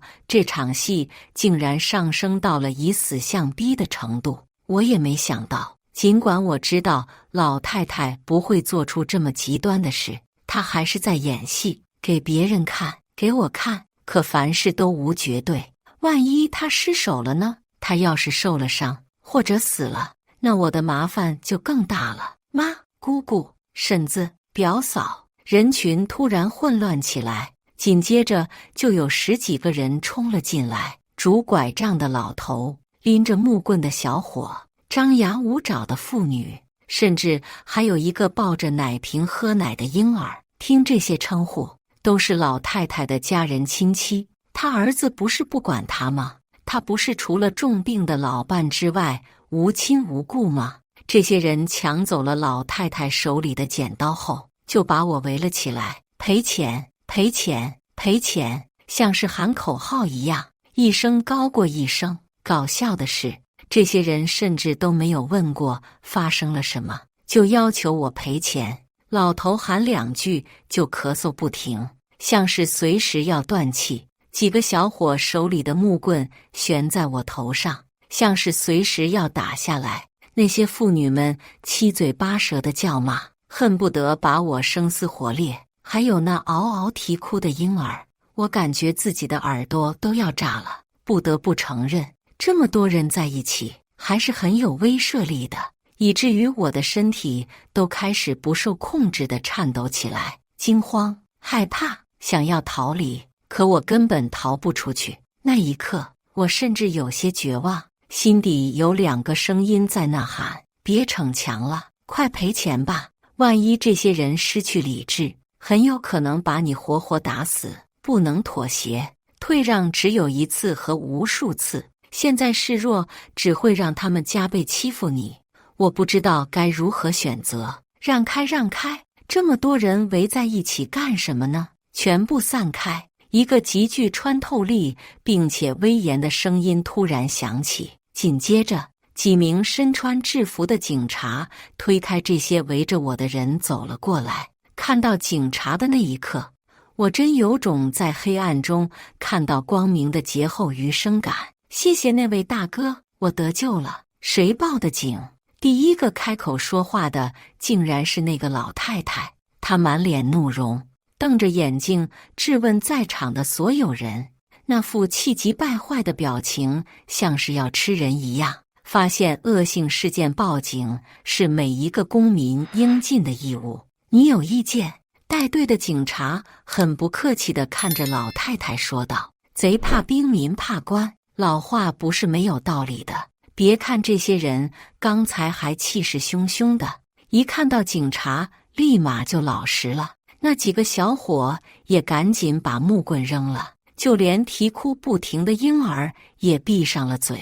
青天大老爷，你们要给我做主啊！这个小贱，这个人，他弄坏了我家祖传的宝贝，我让他赔偿，他还耍赖不给，你们可要主持公道啊！”老太太眼珠一转，又开始了骚操作，直接跪倒在警察面前，要求主持公道。是啊，警察同志，这女的是个坏人，你们快把她抓起来！她故意砸碎了我婶子的传家宝，她还偷我婶子的钱，她还想打电话叫同伙报复我们。其他人也开始七嘴八舌控诉我的罪状，越说越离谱，竟然把我说成了一个无恶不作的女魔头。因为我看上了老太太家的祖传手镯，抢不成就故意损毁。老太太找我索赔，要不是他们及时赶到，我就要杀人灭口了。打住，你们在这唱戏呢，编瞎话也得有点尺度吧？真拿我们警察当傻子了？带队的警察听不下去了，直接打断了这些人的话。随后警察分成3组，一组询问老太太一方，一组询问我，另一组询问现场的游客。我自然是实事求是，将整件事的来龙去脉讲了一遍。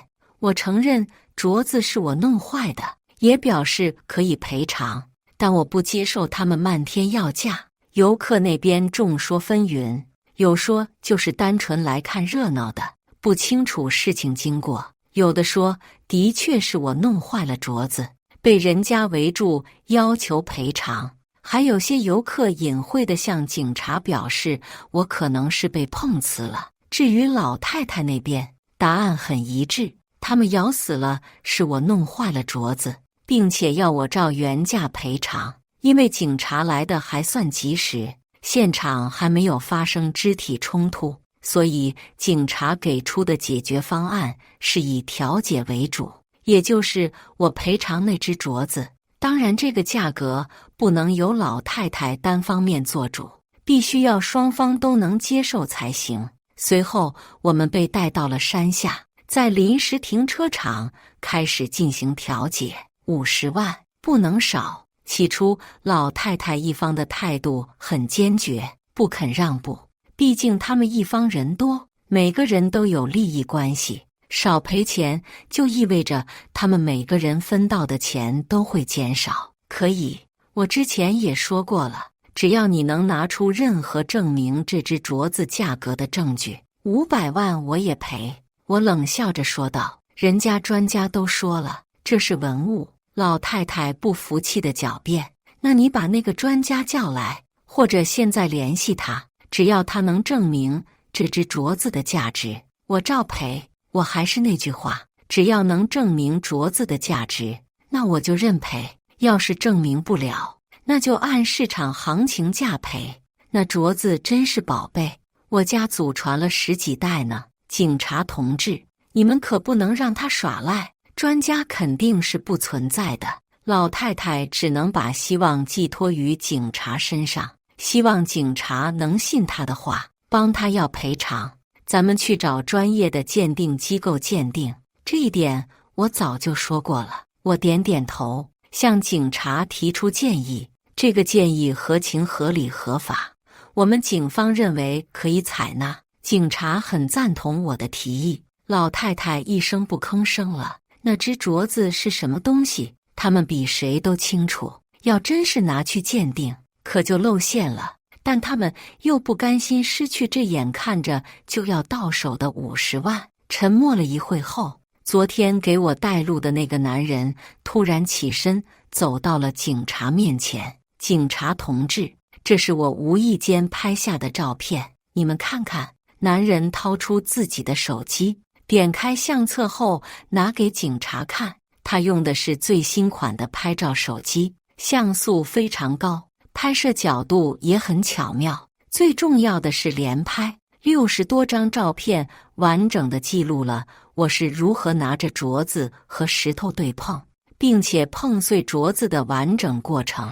准备的还真是够充分的，连现场的都拍下来了。估计是担心我事后抵赖，全程拍照当证据呀，还说什么无意间拍下来的，鬼都不信。所以呢，你给我们看照片是什么意思？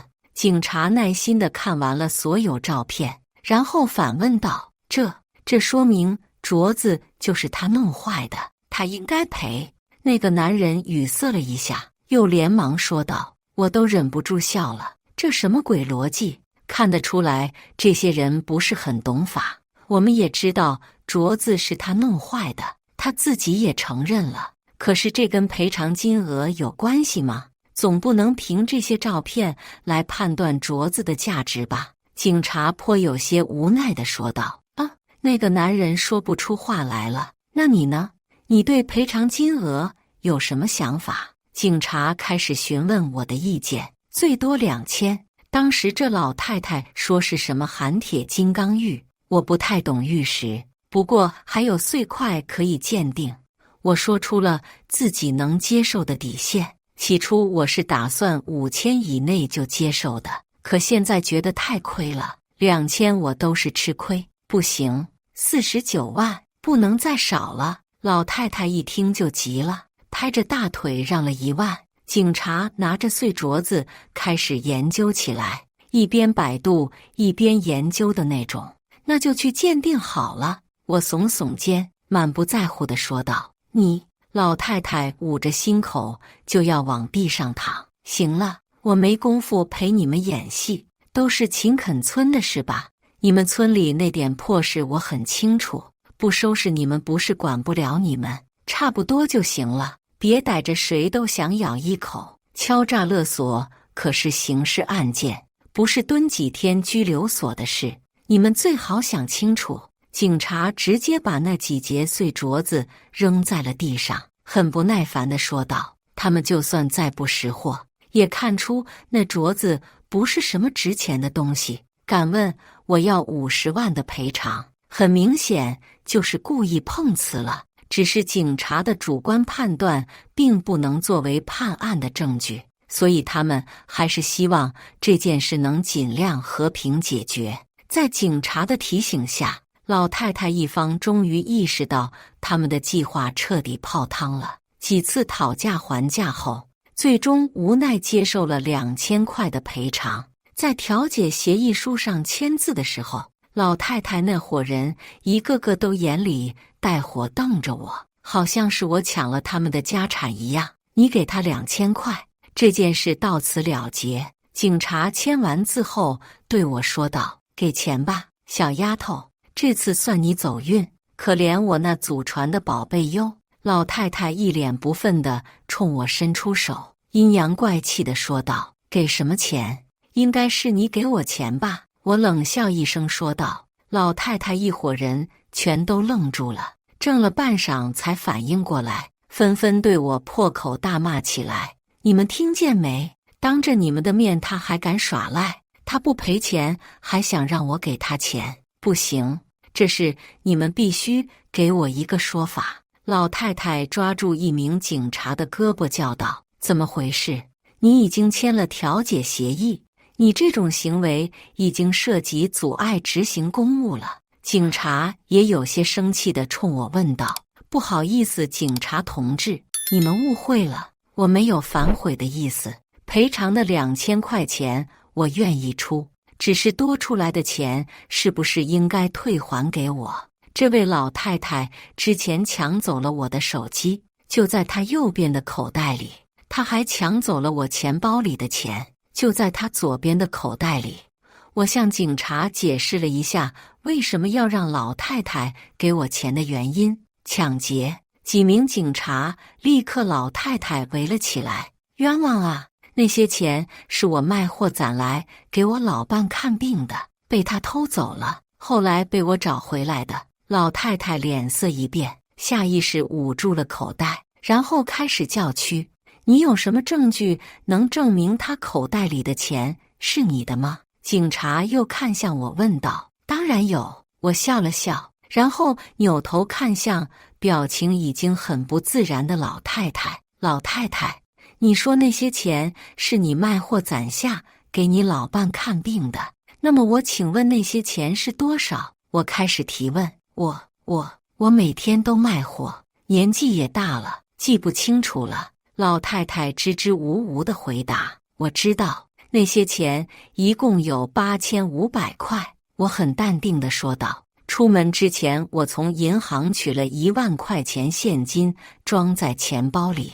除了昨天开车压了人家的田地，赔了300，被套路了200的带路费，以及今天我好心给老太太的1000块，钱包里还剩8500块钱。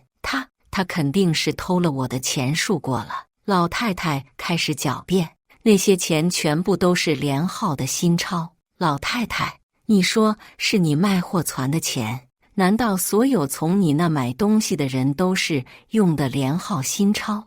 我笑了笑，放出第二个证据，那是我去银行换的。老太太还在狡辩，有道理，不过现在去银行办业务都是留有记录的，我有取钱的记录，你有换钱的记录吗？我点点头，抛出第三个证据，我托别人帮忙换的不行啊！你个小贱人，不安好心，贪图我的钱，你不得好死你！老太太气急败坏，对我破口大骂起来。我不计较你骂我，但你抢走我的钱必须还给我。那些钱只有我和你碰过，也就是说上边只有我和你的指纹。我取钱的时候可是把每一张数过了，每张钱上都有我的指纹。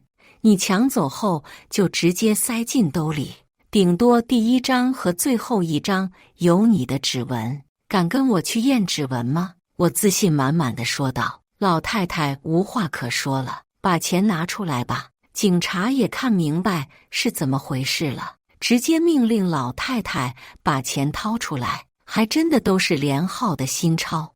你知不知道抢别人的钱要坐牢的？警察接过钱数了一遍，8500，一张不差，不由得训斥起老太太了。我的钱丢了，我还以为是这些。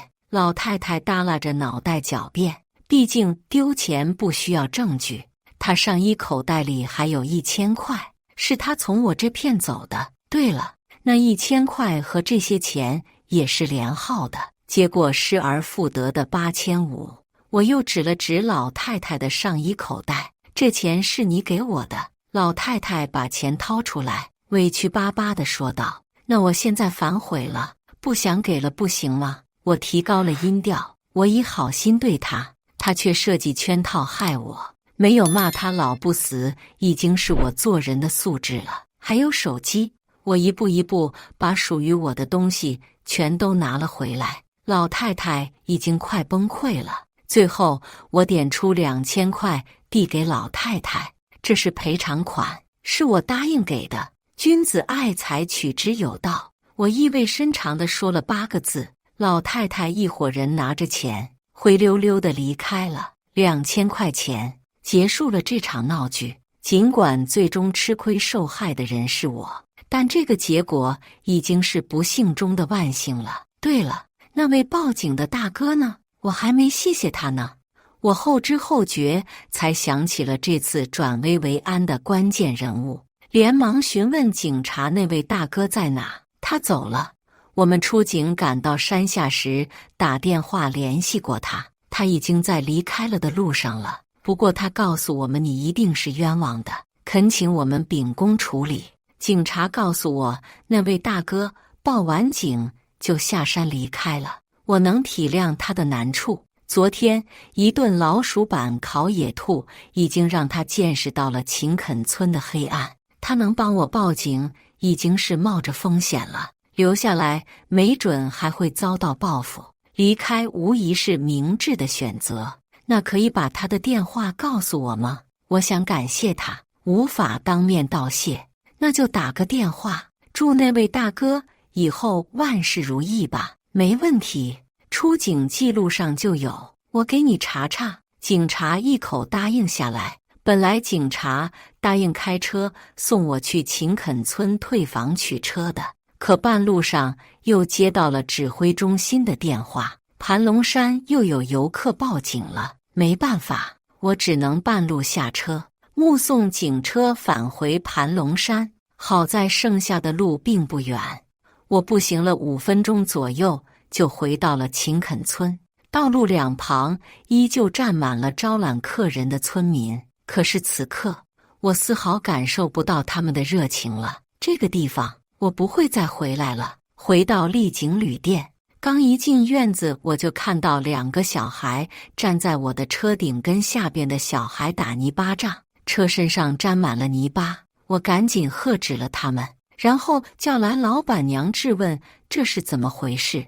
不是说停在院子里就有人帮忙看管吗？是帮忙看管呢，可昨天不是告诉你了吗？只看管猫狗，不管人。老板娘的回复理直气壮。我检查了一下，好在车身没有什么损伤，便决定赶紧退房。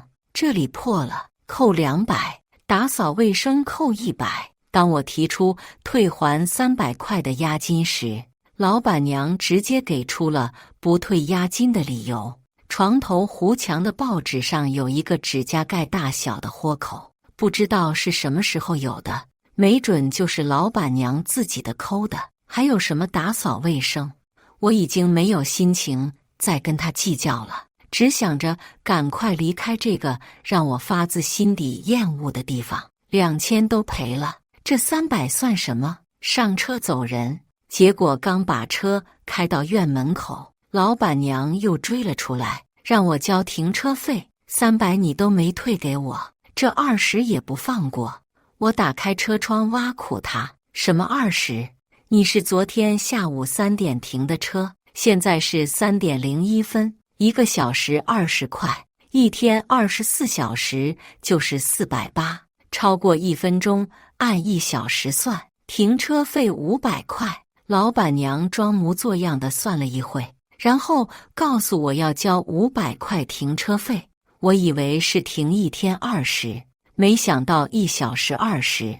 看着老板娘一副我就吃定你了，你能把我怎么样的肥脸，我真的想一巴掌呼上去，可我还是忍住了。秦垦村对我来说处处是陷阱，只要留在这就多一分危险。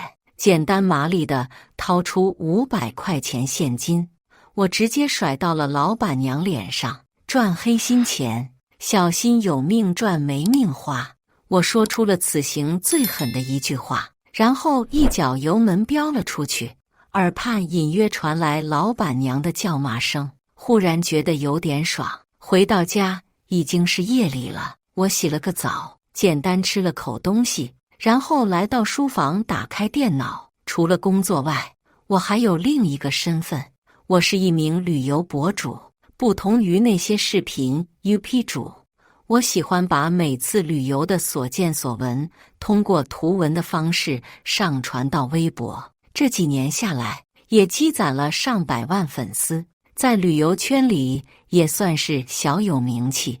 这次盘龙山之旅的体验感很不好，甚至可以说非常差，算得上是我从小到大去过的旅游景点里最不好的一个。所以我决定把这次的旅行经历写成一篇小作文。我选了几张盘龙升天的照片，详细描写了盘龙山优美的自然风光。介绍完景色后，我话锋一转，开始讲述我的这次旅行经历，道路不好导致的交通不便，以及相关部门缺乏管理所造成的乱象。我重点讲述了秦垦村怎么被骗、被套路、被坑的事，事无巨细全都讲了一遍，提醒那些还没去但想去盘龙山旅游的游客小心被套路、被算计。写完后再看看这篇小作文，简直就是一部血泪史。我简直就是一步一个坑走过来的。这个地方是唯一一个我不想回忆的地方。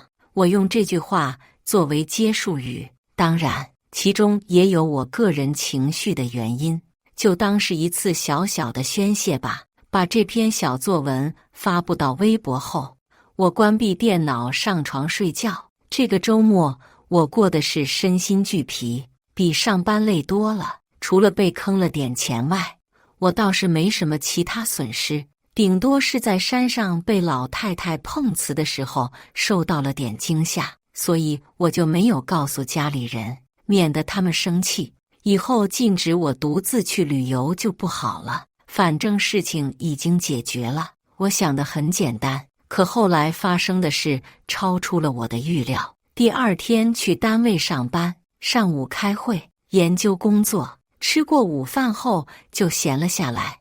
我又想起了盘龙山的事，就用办公室的电脑登录了微博。不看不知道，一看吓一跳。好家伙，短短一夜加一上午的时间，我那篇关于盘龙山的小作文浏览量超过500万，光是评论就有近10万条。原本100万出头的粉丝量也暴涨到了300万。我用了足足1下午的时间翻看那些评论，到下班时连1/3都没看完。不过总结下来，基本可以分为3类：一种是去过盘龙山旅游的游客，尤其是去过秦垦村的，他们无一例外都表示和我有相同的经历：住宿条件差，餐饮质量差，收费奇高，还有很多莫名其妙的隐性收费项目。这一类人是大多数。第二种就是准备去盘龙山玩的游客，看了我的小作文后，他们开始纠结还要不要去了。最后一种就是杠精键盘侠，估计连我微博的内容都没看完，就直接开喷，说我故意抹黑盘龙山形象，就是为了吸引眼球博流量。不过这类人是少数，都不用我解释就被去过盘龙山的人骂惨了。回到家里草草吃了顿晚饭，我又坐到电脑前开始看评论，看不完，根本看不完。我看的速度根本比不上粉丝留言的速度。1下午的时间，评论数增加了20万条，粉丝上涨到了500万，而且还有继续上涨的趋势。逐条回复是不可能的，我就算有8只手也办不到。短暂思索了一会后，我针对一些粉丝的提问又写了一篇小作文，主要还是描述秦垦村的情况。之后的1个星期，我基本就跟微博耗上了。盘龙山之旅已经写了3篇小作文，粉丝量已经突破了1000万，甚至有经纪公司主动联系我，想要跟我签约。一时间我的风头无两，从一个旅游博主变成了网络红人。可我从来都没有要当网红的想法，也没有这方面的经验。我以为这只是公众对我的认可而已，并没有往其他方面想。正是因为我不以为然的态度，让事态朝着另一个方向发展了。微博粉丝突破1000万后，上涨速度就慢了下来，我也逐渐放松了关注。我以为这件事的热度已经淡下来了，可是这天我正在搜索和旅游相关的话题时，一个自媒体账号引起了我的注意。我发誓，我当时只是想找一个新的旅游景点去游玩的，无意间就看到一篇和盘龙山有关的文章。在好奇心的驱使下，我点开了那篇文章，发现竟然我是写的。当然，这个账号也声明文章是转载的，甚至还表明了来处。但看了一遍后，我发现这篇文章是把我之前在微博上发布的那几篇小作文拼凑起来的。这篇文章断章取义，全篇引用了我对盘龙山的抱怨，甚至没有一句是关于景色的。整体看下来，就像是一篇告冤的诉状。而这篇文章的浏览量已经超过了100万。我瞬间意识到，这是有人在故意带节奏，或者说是在蹭热度。一股不祥的预感随之而来，我哪还有心思再去搜索景点，开始重点关注起这件事来。经过一番搜索后，我发现竟然有10几个平台、数百个账号都在做盘龙山的话题，而且全部都是引用我的经历，甚至有不少无量账号自己私配照片和视频，恶意篡改内容，把我的经历无限被放大，刻意加重我的悲惨遭遇，以至于我自己看完后都不禁怀疑，我去的究竟是盘龙山还是缅北？这个时代，流量是一种很可怕的东西。流量不仅能带来财富，同时也会带来更多的关注。我的盘龙山之旅，在众多各怀心思的媒体推波助澜下，一度成为了热榜新闻。网友们很同情我的遭遇，甚至有人喊出了抵制盘龙山的口号。事情闹大了，首先是盘龙山当地的警方主动联系了我，他们告诉我，当地警方已经重新办理了这起案件。根据当天的出警记录，盘龙山警方对老太太那一伙人进行了罚款和拘留等相关处罚，并且让我登记银行账号，方便他们把赔镯子的钱退给我。随后，盘龙山当地文旅部门和工商物价部门也先后联系了我，表示已经对盘龙山进行了整改和罚款处理。而这些事，盘龙山当地的官方微博也进行了公布。坏人受到惩罚是我喜闻乐见的，可这么做是不是阵势太大了？整个秦垦村都被处理了，他们会改吗？我不知道。但我知道，所有人都知道这件事是因我而起，尤其是对秦垦村来说，我恐怕已经成了破坏他们发财的眼中钉。恨就恨吧，反正那地方我也不会再去了。我这样安慰自己。这天上班时，我接到了一个电话，对方的身份让我很意外，是盘龙山当地政府。打电话的人是市长。对方很诚恳地向我表达了歉意，什么监管不力、工作疏忽之类的客套话说了一大堆，综合下来就一个意思，所有的过错都在他们。之后又表示愿意拿出20万给我，作为对我的补偿，这笔钱由当地政府出。一提到钱，我立刻就反应过来了，这是有事要求我了。在盘龙山被坑的游客不止我一个，难道给每一个人都要补偿吗？别说一个市政府，就是全省的财政恐怕也负担不起。我婉言拒绝了，表示我并不需要经济补偿。电话那头的市长犹豫了一下，说出了联系我的真正目的，因为我而引发的一连串舆论，在网络上引起了很高的关注度。不仅盘龙山景区的游客量缩减到了20%，就连他们市里的经济也受到了影响。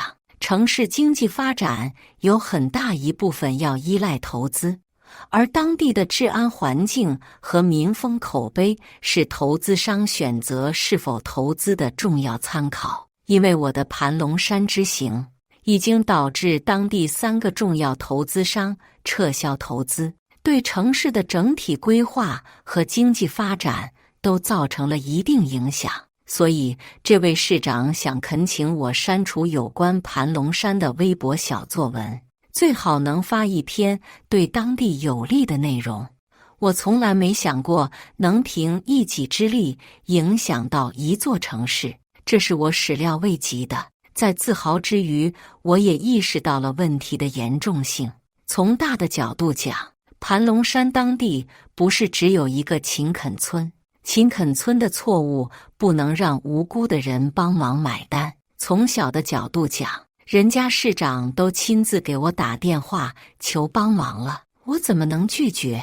尽管我并不怕对方能把我怎么样，看自小的家世熏陶，让我明白一个道理：做人留一线。于是我答应了，在市长不停的感谢声中挂断了电话。删除微博很容易，鼠标一点就可以，可对当地有利的内容该怎么说呢？当地的特色、优势我完全不了解。思前想后，我还是决定写一篇小作文，内容还是盘龙山，不过重点放在了宣传景色上边。新微博发布后不到5分钟，那位市长就打来了电话，再三表示感谢后，又说等我再去他们那里的时候，可以随时联系他，他一定热情款待我。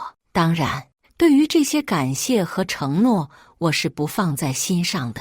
删除微博后，我的评论区出现了一些不太好的声音，有人怀疑我之所以删除了那些批判盘龙山的内容，是收到了好处，继而就有人发挥想象，说我当初发微博的初衷就是为了有朝一日收好处。这种操作类似于娱乐圈明星花钱买狗仔手里的照片。对于这些质疑，我也没办法解释，我总不能告诉他们是当地政府的市长打电话求我删的吧？估计我说了也没人会相信。本以为这件事就到此为止了，可树欲静而风不止，一条视频突然在网上爆火，而视频的女主角就是我。视频的拍摄角度是自下而上的，双臂环胸的我就站在那里，而我面前一个身穿补丁衣服的老太太正跪在地上向我磕头，求求你行行好，把钱给我吧，我老伴等着救命呢，我一把年纪了，挣钱不容易，你别为难我，你不能这样啊，把我的宝贝还给我，不然我就死在你面前。视频在老太太拿出剪刀对准自己脖子的时候戛然而止，全长30秒。可就是这30秒的视频，上演了一幕恶毒女人欺辱可怜老人的剧情。发布视频的是一个私密账户，作品里也只有这一条视频。发布者自称是在盘龙山旅游时，偶然间看到了这一幕，然后就随手拍了下来。当我看到这条视频的时候，第一反应就是有麻烦了。这个社会老人和孩子都属于弱势群体，不管校园霸凌还是社会霸凌，都是件很敏感的事。这段掐头去尾的小视频，把我展示成了一个正在霸凌老人的恶女。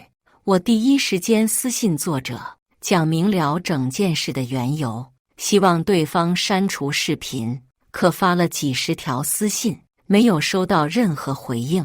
一夜之间，这条短视频井喷式在各大短视频平台转发，火爆程度远超我当时在微博发布的那篇小作文。营销账号是很懂得博眼球的，越夸张越没底线，越残暴，往往越能吸引关注。这些账号只需要在转发视频的同时，配上一个夸张的标题，就能轻松得到巨大的浏览量。惊现富家女欺凌孤寡老人，变态女子强迫老人下跪，究竟是人性的扭曲，还是道德的沦丧？为了能让视频内容更贴合标题，这些账号都对视频进行了消音处理，只有画面没有声音。一时间，这段视频几乎在各大短视频平台霸屏，点击量过亿。这件事也被称为下跪门。网友们在吃瓜的时候往往都是无脑的，在震惊的同时，他们通过评论的方式来表达自己的愤怒。就没人管吗？怎么可以让一个老人下跪磕头？视频中的女子看着年纪也不大，那个老太太都能当她奶奶了，她就不怕折寿吗？这就是你们口中的小仙女。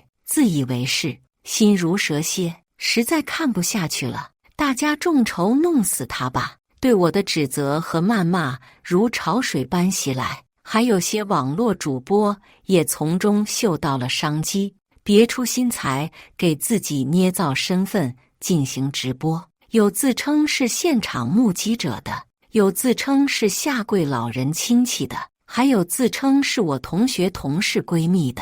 总之，这些人只需要一个跟这件事能扯上关系的身份，就可以天马行空的编故事。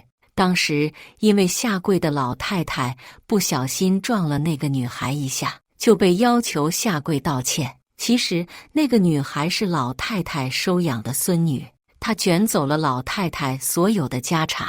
老太太是个乞丐，被那个女孩污蔑偷了她的钱。那个女孩勾引老太太的老伴，逼着老太太离婚，好让自己上位。各种版本层出不穷，唯一的共同点就是指责我。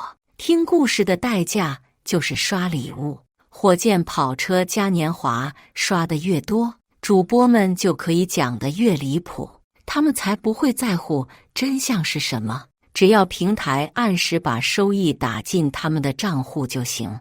倒是有一个主播想另辟蹊径，编造这个老太太是人贩子，下跪磕头是为了给当年被他拐卖的孩子赔罪，而视频中的我就是曾经被他拐卖的孩子。结果这个主播被人喷得体无完肤，不得不中途退播。人们往往更愿意相信自己所看到的，尽管只是其中一个片段，但他们就可以自行脑补出谁好谁坏。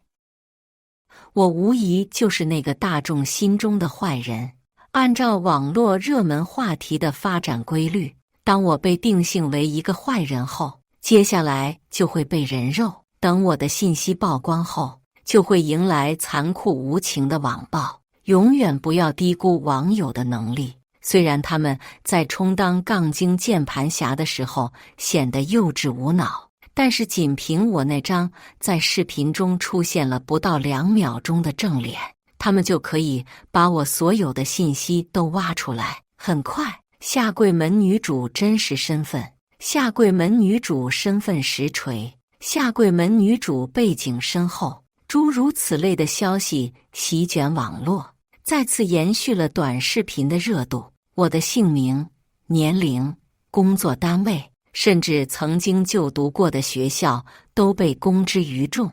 千万粉丝女博主竟逼迫古稀老人下跪，盘龙山游客被坑事件迎来大反转，女博主才是元凶，面如桃花，心比蛇蝎，深度剖析女博主的真面目。这类标题也层出不穷。有一个名称为盘龙山秦垦村村民的账号，以直播的方式讲述了下跪门事件的过程。在他的讲述中，我的确是去盘龙山旅游的。然而在下山的时候，我注意到了摆摊卖饰品的老太太手腕上戴着一只镯子。仔细观察后，我提出用1000元买下这只镯子，却被老太太拒绝。因为镯子是老太太的传家宝，她想买个高价给重病的老伴治病，而我给出的价格太低。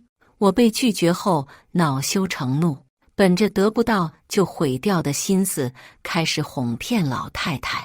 我告诉老太太，这只镯子的材质是含铁金刚玉，但是有一点瑕疵，诱骗老太太把镯子摘下来后，我拿起石头和镯子相撞，把镯子撞碎了。镯子被弄坏后，我想要逃走，但被老太太拦住，要求我赔偿。于是我开始耍无赖，老太太被逼无奈，只能向我下跪磕头，祈求我赔钱给她老伴治病。但我反咬一口，报警告老太太敲诈勒索。因为我有背景的缘故，最终非但没有赔钱，老太太反而被警察拘留了10天。这场直播我看了，主播我恰好认识，就是那个给我带路、收了我200块的男人。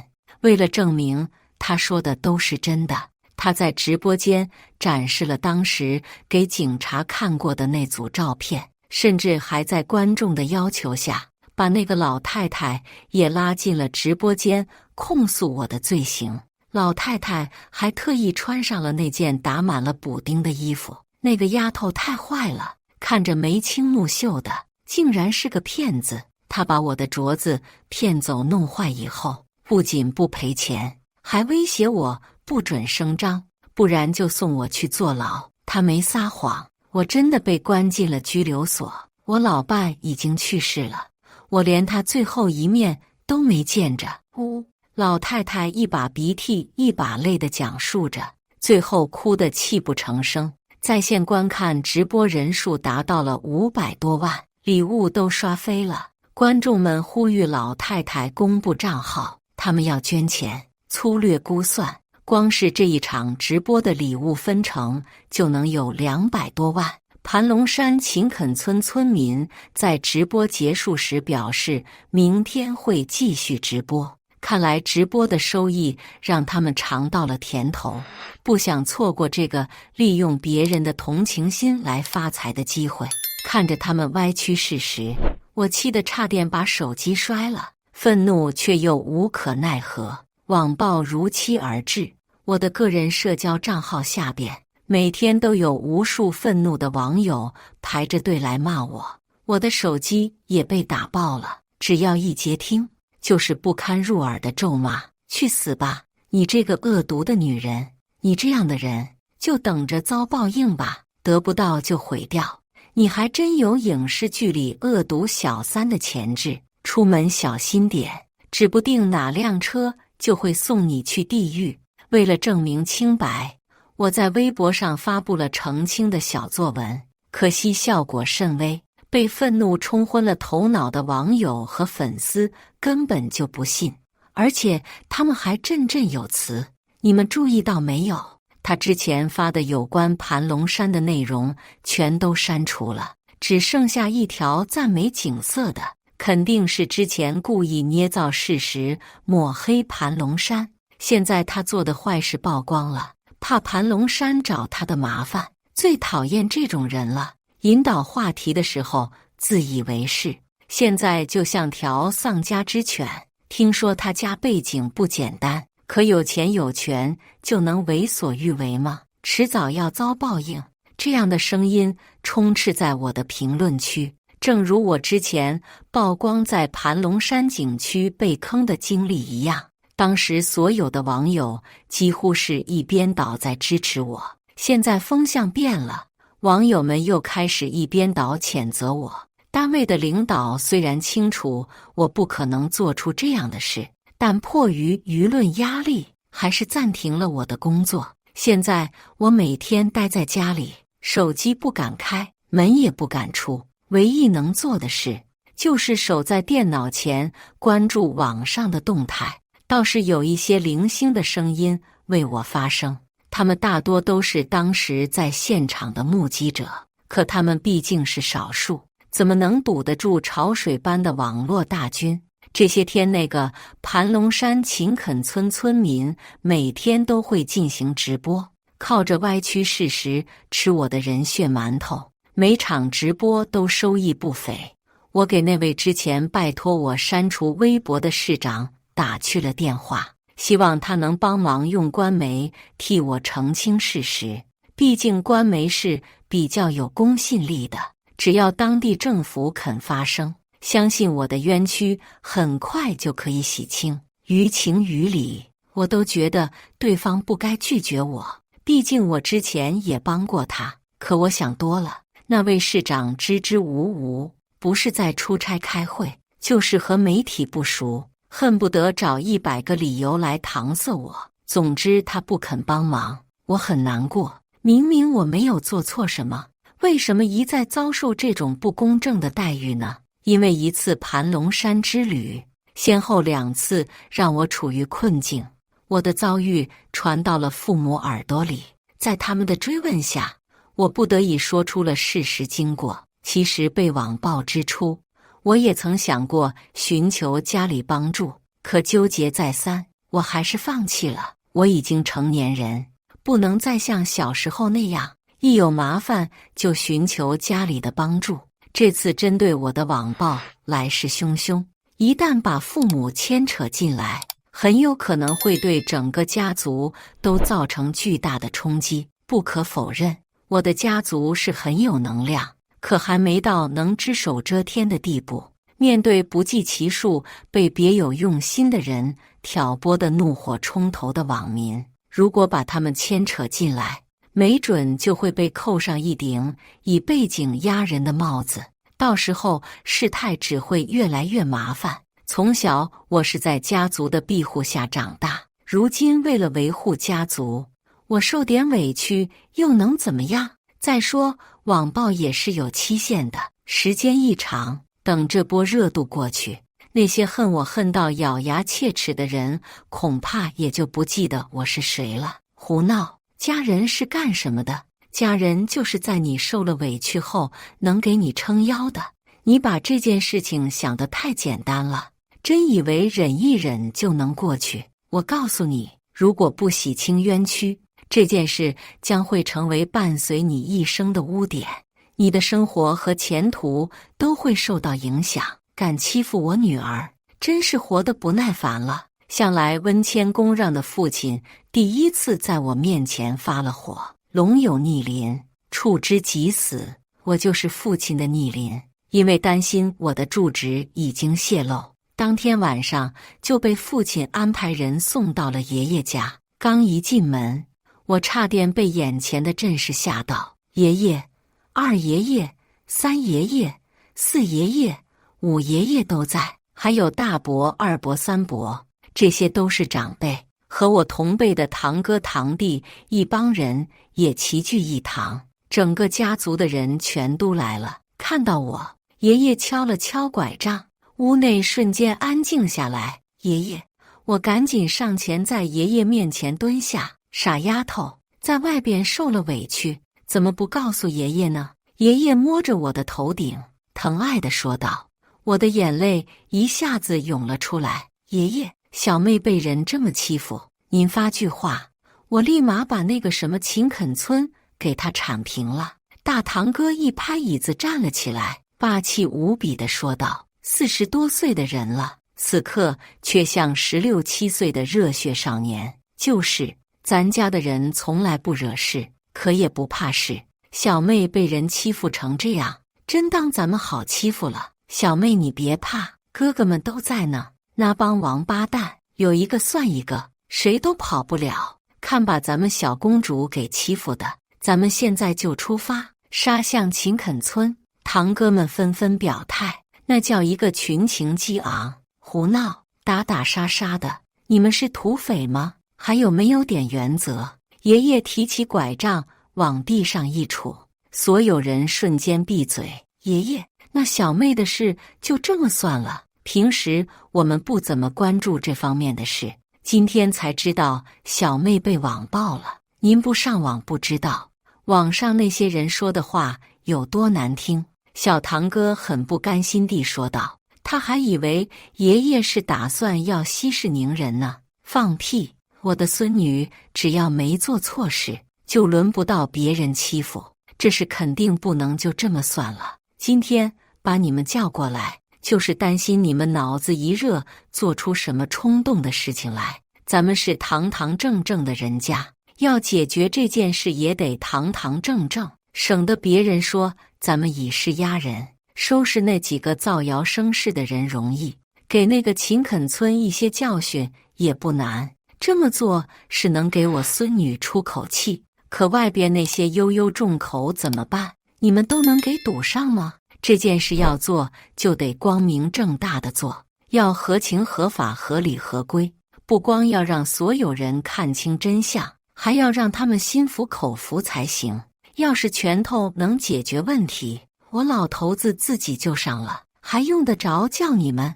爷爷招手把小堂哥叫到面前，然后用拐杖在他脑袋上敲了敲，教训道：您老威武，那您说该怎么办？动手的是我在行，动脑子我不行。小堂哥捂着脑袋龇牙咧嘴地说道。这个小插曲引得在座的亲戚们哈哈大笑，现场的气氛轻松了不少。随后，爷爷给大家布置了任务，做什么、怎么做、谁去做，事无巨细，说得明明白白。这么短的时间内就能制定出一套详细完整的计划，而且一旦实施，就很有可能让我逆风翻盘，洗清冤屈。爷爷真的是 很快，全家人都开始行动起来。按照爷爷的计划，主要分为2个方向。第一，雇佣专业的水军团队，继续在网络上炒作这件事。当然不是为了给我洗白，无脑的洗白只会越洗越黑。爷爷的意思是要让这件事一直维持热度，最好是能越来越热。第二，大范围内寻找当时在盘龙山的游客，尤其是全程目睹了老太太向我跪下的人。爷爷想找目击证人的想法，我是理解的，毕竟网络上那段视频只是断章取义的一小节，如果能有目击证人为我作证，就能够打破网络上那些说我仗势欺人的谣传了。可是第一点，我不是很明白。我现在巴不得这件事的热度赶紧降下来，因为只有那样，就没有人会记得我，针对我的网暴才会停止。可爷爷好像是在反其道而行之。我向爷爷表达了自己的疑惑：小孙女，看待问题不要只看表面，解决问题也是一样。只有让这件事持续保持热度，才会被更多的人关注，才能保证在水落石出之前不被人遗忘。现在那些指责你的人，大多是一些只看到表象就被带动情绪的人。从辩证法的角度来看，当一个问题被关注的程度达到一定限度后，就会出现2种声音，一种是坚持自我，继续指责你的人，另一种就是怀疑表象，想要挖掘出真相的人。等到事态发酵到一定程度后，就会引起社会各个层面的关注。这个时候放出能证明你清白的证据，就能够在最大程度上保证公平，不再出现同情心的偏袒，才能回归到问题本质，而不是偏离到家世背景上面。到那个时候，会有越来越多的人选择站在道理和正义的一方。其实所有的问题都是相对的，你明白我的意思了吗？爷爷点了点我的脑袋，意味深长地说道。我听后沉思了许久，这才恍然大悟，姜还是老的辣。爷爷看待问题比我透彻多了。如果现在把这件事的热度降下来，那么针对我的网暴也自然会停止。即使之后我能够洗清冤屈，恐怕也不会有太多的人关注。没人关注，就意味着别人对这件事的印象停留在真相大白之前。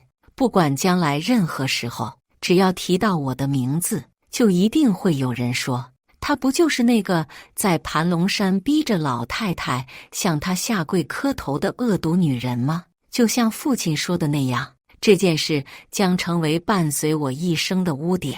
现在爷爷要做的，就是让所有指责过我的人都知道我是被冤枉的。这样一来，我才能真正甩掉这个污点。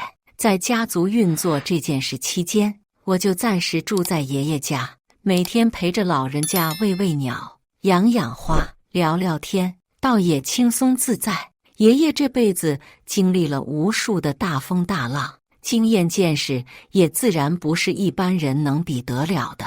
盘龙山当地那位市长的事，我也请教过爷爷。其实我还是挺生气的，觉得那位市长就是个用人朝前不用人朝后的小人。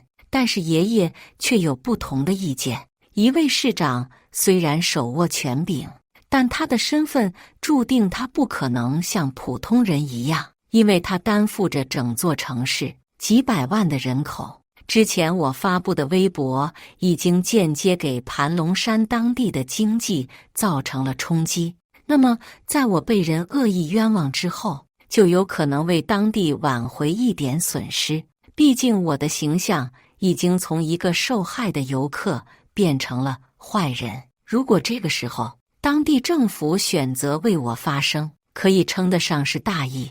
但从另一个角度来看，当地的形象可能会再次受到冲击。毕竟旅游宰客已经很不好了，如果被人揭发后蓄意报复，那以后谁还敢去盘龙山？到时候被称赞的只有政府，受损失的却是整座城市。所以爷爷，您觉得他做的没错？我觉得爷爷似乎有点偏袒那位市长了。难道只因为我是一个人，就要为他们的城市牺牲我？受委屈的明明是我呀！只能说可以理解，但他的做法并不对。虽然没见过面，但通过这件事能够看得出来，这位市长的格局并不大，目光也短浅了些。真要是有魄力，就应该把这件事当成一次转折的机会，大刀阔斧改善旅游环境，从严从重处理那些黑心商户，并且进行广泛宣传，这样才能从根本上解决问题，同时也让更多的人注意到这座城市，并且相信政府的执行力。到时候无论是盘龙山还是那座城市，包括当地的政府，都将受益无穷。可惜了，他只看到了眼前的利益，一把好牌打得稀烂。爷爷摇摇头，毫不掩饰对那位市长的鄙视。学到了，这几天待在爷爷身边，真是学到了不少的东西。在水军团队的运作下，下桂门事件在短时间内达到了前所未有的高度，以至于所有的网络媒体都把这件事当成了头榜头条，而秦垦村也接住了这泼天的富贵。除了那个秦垦村村民的账号外，又陆续冒出了下跪老太女儿、下跪老太侄女、下跪老太邻居等数十个直播账号。他们每天在各大直播平台进行直播，炒作这件事，收获礼物打赏。那个老太太也一跃成为超级大网红，在各个直播间做客，控诉被我逼迫的血泪史。有消息称，老太太已经和经纪公司签约，准备转行开始带货了。除了网络平台外，一些地方报纸和电视台也开始关注这件事，针对我的网暴也愈演愈烈，我成了人人喊打的国民敌人。看吧，这次连官媒都下场了，那个女人肯定完蛋了。天理昭昭，报应不爽，这就是做坏事的下场。话说这都多长时间了，这件事还这么热，估计上边要拿这件事当典型了。和爷爷预判的一样，当问题被关注到一定程度后，一定会有不同的声音出现，只不过这个声音还是小了点，也难说，没准他就是被人陷害的呢。这么短的视频说明不了问题，原视频呢？还是等最终结果吧。现在网络上没真话，偏见害死人，网络上依旧热议不断。不过重点已经从指责我转为猜测我会被处理到什么程度了。网民们除了在网络上表达对我的不满和憎恨之外，开始纷纷打盘龙山当地政府，诉求只有一个，要求尽快对我做出处理，还老太太一个公道。这样一来，压力就给到了盘龙山当地政府。在秦垦村靠着直播赚得不亦乐乎的同时，盘龙山当地政府却快要愁死了。处理我，没有证据，没有理由，凭什么处理我？置之不理。每天数百上千万的网友按时打卡呼吁，装聋作哑只会激起民愤。官方出面替我发声，好像已经晚了。家族这边紧锣密鼓地收集证据时，那位市长再次主动给我打来了电话，说辞和第一次一模一样，开口先道歉，表示因为自己的失误，导致我被网暴，然后许以补偿。这次的补偿价格提到了50万，和老太太当初讹我的时候一个价。除了经济补偿外，还承诺可以在当地给我安排一份收入不菲还轻松的工作。最后就是祈求我配合，给老太太做个公开道歉，事后她会想办法帮我消除影响。说实话，当时我怒了，不是生气的怒，是愤怒的怒。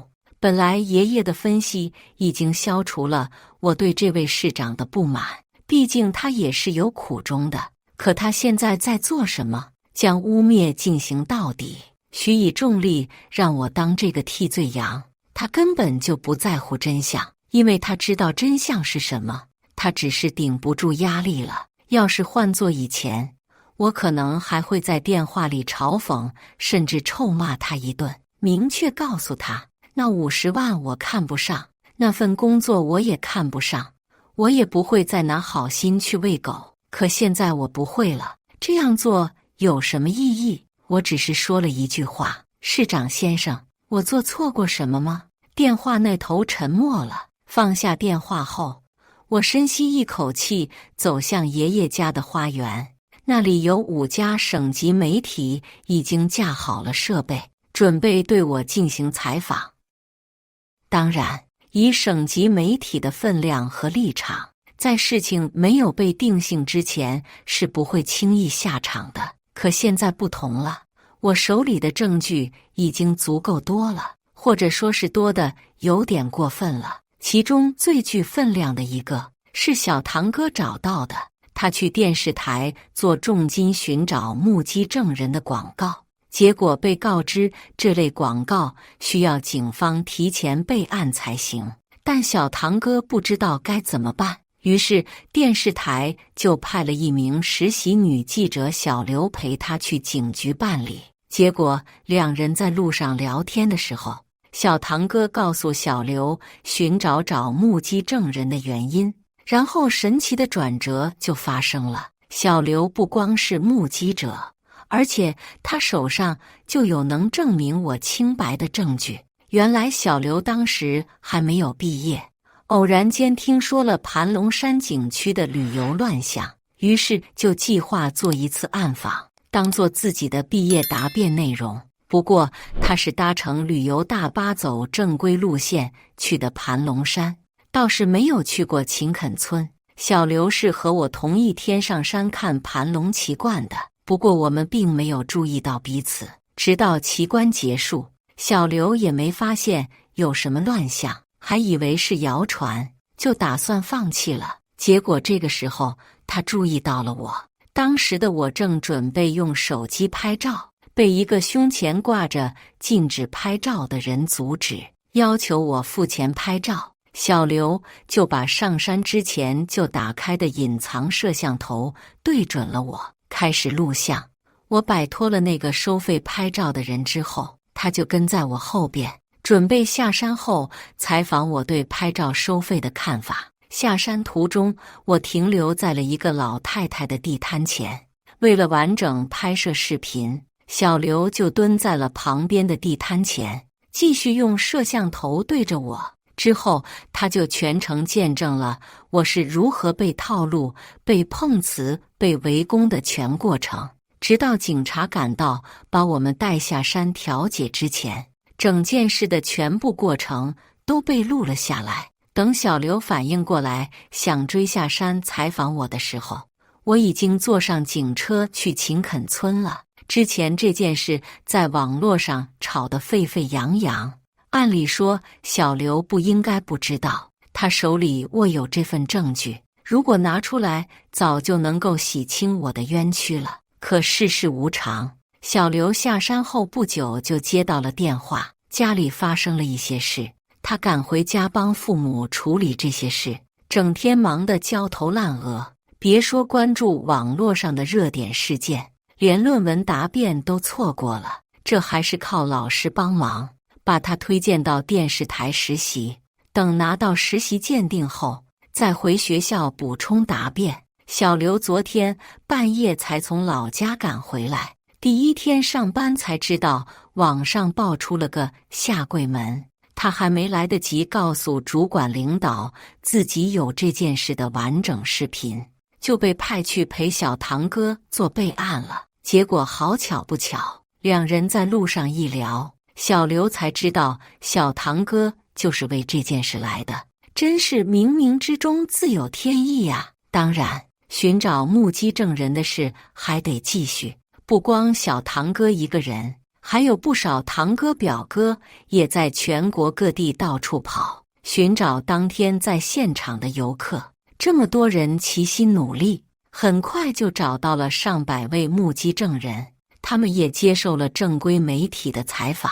当然，他们不是为我作证，只是站在公正客观的角度，真实还原当时所发生的一切。与此同时，在家族长辈们的运作下，一些省级媒体也伪装成游客的身份，沿着我当时的旅游路线走了一遍。我吃过的亏，上过的当，这些媒体记者一样也没落下。不过他们都有视频录像作为证据。一切准备就绪后，一段关于我的采访同时在电视台、各大网络视频平台同时播出。因为下跪门恶毒女的身份，这期采访引来了无数人的观看。采访视频中，我没有为自己辩解，也没有恳请那些网暴我的网民们放过我，只是从下高速后被伪造的路线指引牌误导开始，原本讲述了那次盘龙山之旅的经过，没有丝毫夸张，也没有避重就轻，完全实事求是。采访视频播出后，网络上那些要严厉惩罚我的呼声停顿了，毕竟官媒还是很有说服力的。大家开始好奇真相究竟如何了。眼看着直播间内质疑的声音越来越多，打赏的礼物越来越少，秦垦村的主播们有些慌了。收入断崖式的下降是他们所不能接受的。在利益的驱使下，这些人加大了在直播时对我的污蔑，用词也越来越没底线了。除了用语言污蔑我，还意外曝光了一些小视频。下跪门全程偷拍曝光，恶毒女殴打老太太全程视频。视频里，老太太的面容清晰可见，还有一个和我穿着同样衣服的背影。尽管没露脸，但无疑是在告诉所有人，那就是我。我在扇老太太耳光，对她拳打脚踢，用最恶毒的言语咒骂她。我又一次被骂上了巅峰，甚至有不少网友联名请求司法机关对我做出审判。当然，还是有理智的网民的。这视频真的假的？这哪是在打人？这是杀人吧？我也觉得有点夸张了，连砍刀都用上了。这老太太真抗揍，什么仇什么怨能这么打人？这是剧本吧？要是真的已经涉嫌故意伤害了，质疑的声音越来越多了。省电视台在黄金档时间取消了正在热播的电视剧，放出了一段画面有些颠簸的视频。是什么让罪恶如此猖狂？这个标题很严肃。很快，这段从我拍照被人恶意阻止开始，警察出现结束的视频纷纷被各个电视台转播。一个网络事件却引发了一场大范围的新闻。此前那些对我敌意满满，恨不得我死无葬身之地的网民们齐齐闭嘴，针对我的网暴几乎在一瞬间消失得无影无踪。舆论在一夜之间转向，网暴还在继续，不过对象换成了秦垦村。物以类聚，人以群分，这哪是一个坏人？这是一个坏到了骨子里的村庄。惭不惭愧？当初傻乎乎的被人家用一段视频欺骗，就去网暴一个女孩子，我都想抽自己。一把年纪了，还颠倒是非，嫁祸栽赃。这老太太还是个人吗？穷山恶水出刁民，我算是见识到了。呼吁法律严惩这些混蛋，严惩，严惩，严惩。秦肯村为了金钱捏造事实，现在开始遭到反噬了。之后那些目击者的讲述，以及对当时处理这件事的警察的采访，所有的一切都在证明我是被冤枉的。究竟谁才是那个坏人，已经不需要评判了。无数网民自发向我道歉，为自己之前的言行忏悔。秦肯村还在垂死挣扎，面对众多涌入直播间咒骂他们的观众，还在狡辩。可惜这次没有人相信了，观众们纷纷要求平台退还打赏的礼物，理由是他们的同情心不该被这些混淆黑白的人利用，哪怕不把钱退给他们也行，可以捐给希望工程，可以捐给慈善机构，就是不能给秦肯村。直播平台将所有和秦肯村有关的直播账号全部封号，并且追缴之前已经打进账号里的分成。秦肯村已经成为了众矢之的，连当地政府也被殃及池鱼。在多方的高度关注下，司法机关向全社会公开征集秦肯村黑心宰客的线索和证据。检察机关也决定对秦肯村提起公诉。开庭那天，我作为受害者被邀请旁听，在法庭上看到了那些只见过一面却让我刻骨铭心的秦肯村村民：带路收费的男人，收过路费搜我身的女人，旅馆老板娘，饭馆夫妻。听到公诉机关的陈述后，我才知道秦肯村到底丧心病狂到了什么程度。不正当经营、敲诈勒索、故意伤害、组织犯罪团伙、盗窃、抢劫，罪名数不胜数。光是宣读罪名就用了1个多小时，证据充分，人证物证俱全。法庭当众作出宣判，所有涉及刑事案件的嫌疑人员被判处3到15年有期徒刑不等，其余相关人员管制拘留，并处以罚金。秦肯村1000多村民，有超过3/4的人牵扯到案件中，其中还不包含那些未成年的孩子。多么触目惊心的数字！秦肯村，一个寓意勤劳恳实的村庄，却偏偏走上了一条歪路。村长在法庭上忏悔，以前村子很穷，村民们要么外出打工，要么种田务农，日子苦了点，但是过得很踏实。自从盘龙山意外爆火后，村民们见识到了那些游客们的富有和一掷千金，大家的思想开始转变，没人想去种地了，没人外出打工了，待在村里，逮住一个游客薅羊毛，就能换来以往1年的收入。村民们的担子越来越大，做事也越来越肆无忌惮。他们知道自己的行为是违法的，但他们认为法不责众，所以才敢这么明目张胆。是盘龙山害了我们呢！村长痛哭着喊道：“真的是这样吗？我不觉得。因为景区而致富的村庄不计其数，不止秦肯村一个，可走到今天这步的却只有秦肯村。错的不是盘龙山，是人心。那位市长因为对这件事的处理方式不得当，也受到了波及。虽然没有被降职，但是被平调到了另一个2线部门，前途也止步于此了。至于盘龙山，也被当地政府下令封停了半年，进行整改，以后再去，相信会是另一种体验了。审判结束后，法警押着嫌疑人离开法庭。那个罪魁祸首碰瓷我的老太太经过我身边时停了下来，我们对视了一眼，没有半分悔改之意，只看到了她眼中的怨恨。果然，跟那个村长一样，他并没有意识到自己的错误，犯罪的时候肆无忌惮，东窗事发了也只觉得自己才是受害者。果真是穷山恶水出刁民啊！时间足以改变一切，不管是盘龙山还是秦肯村，又或者下桂门，热度都在一天天下降，以至于都没什么人再提起了。我的生活也恢复了正常，就好像什么都没有发生过一样。坏人终将被惩罚，正义也没有缺席。